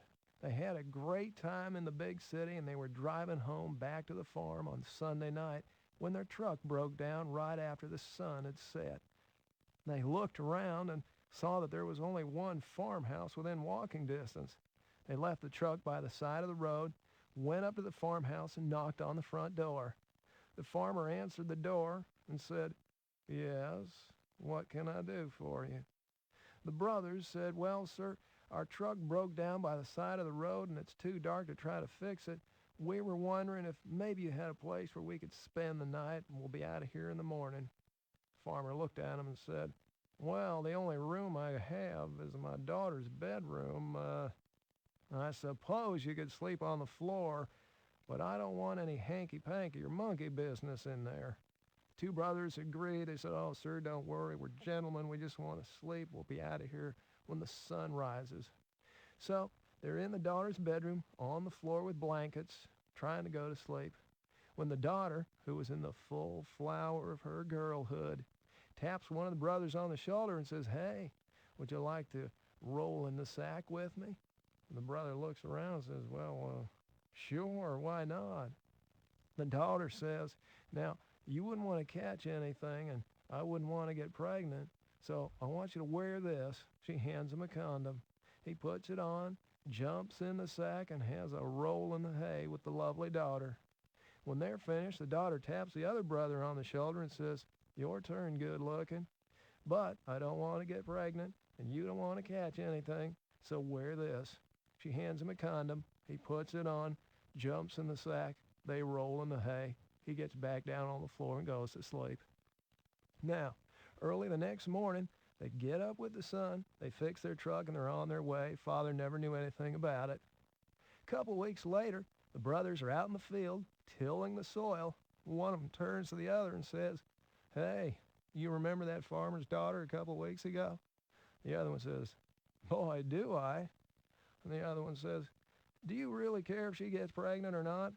And the other one says, well, no, not really. Well then, let's take these damn things off.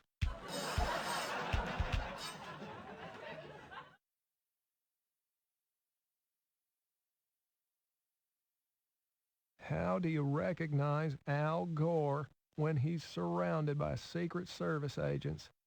Easy. He's the stiff one.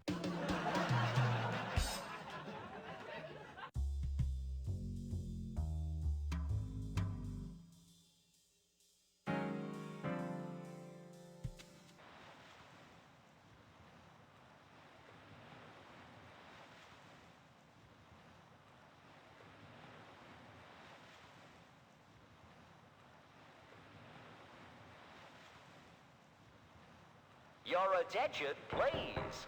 Larry Laffer, Okay, Captain. overall winner Prepare of to this meet week's your new Thighs Man master. Trophy. Captain Thigh would like to meet you personally in her cabin. God, man, what happened to you? I'm last week's winner. Or what's left of me. Don't go in there. Are you sure you want to continue, Larry? I made it this far. I'm not quitting now.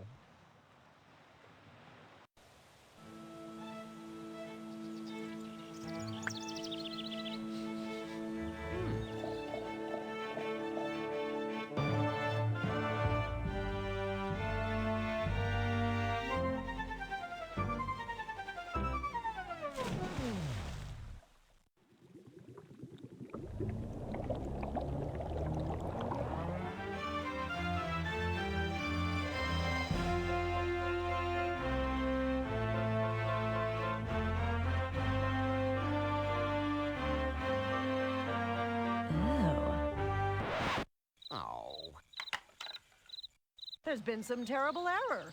I was told the winner of my competition was one Larry Laffer. Oh, that's me already. I am so excited about winning the free cruise and spending a week with a beautiful babe like you. Why, there must be some mistake. No, that was never part of the offer. I thought, you know, your cabin, a week of, and me and, oh. But I won the contests, fair and, well, I won the contests. Yes, I know. Well, the cruise part is no problem. I'm sure your room is available next week. But... And I know that the winner is supposed to spend a week with me, but I'm filled with ennui. What do you mean, ennui? Ennui. Oh, it's difficult to explain. Ennui, noun. Listlessness and dissatisfaction resulting from lack of interest, boredom.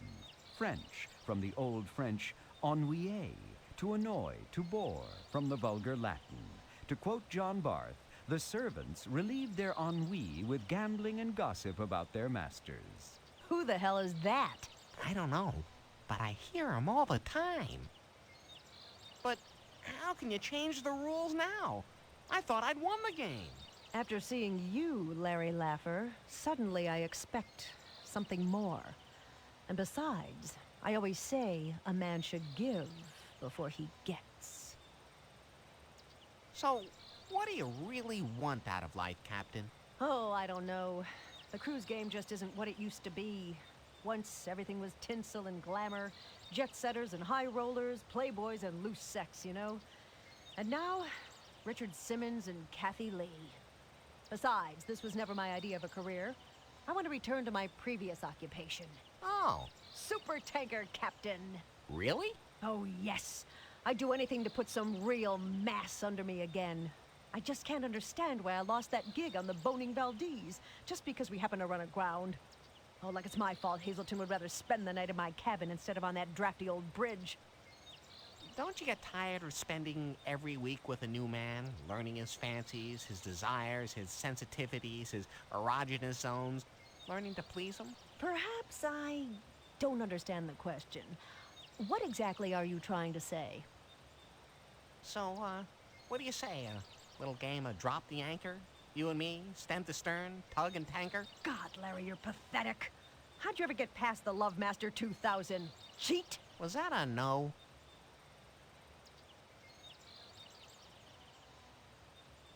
You know, Cappy, I just might be the boy who makes your dreams come true.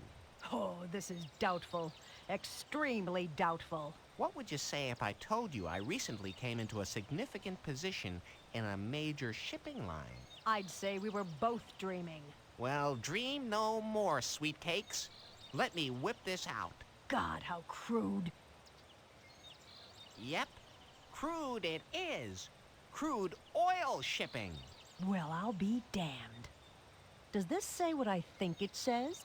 That you're... Nothing less than the proud new majority shareholder of Boneco Transportation. Only the #1 crude oil shipper in all the world. This changes everything. Sure does. But operating the world's largest fleet of supertankers is so demanding. The environmental groups, the regulators, the constant turnover when captains strike major continents. Turnover can be a good thing. Well, I am looking for someone to fill a position directly under me. Mm-hmm. Oh, Larry. Ooh. Although I just love opera, how about we listen to some of my music? Oh, baby, you're the greatest. This has got to be the best night of my life. Put on these handcuffs, laugher. Celebrate.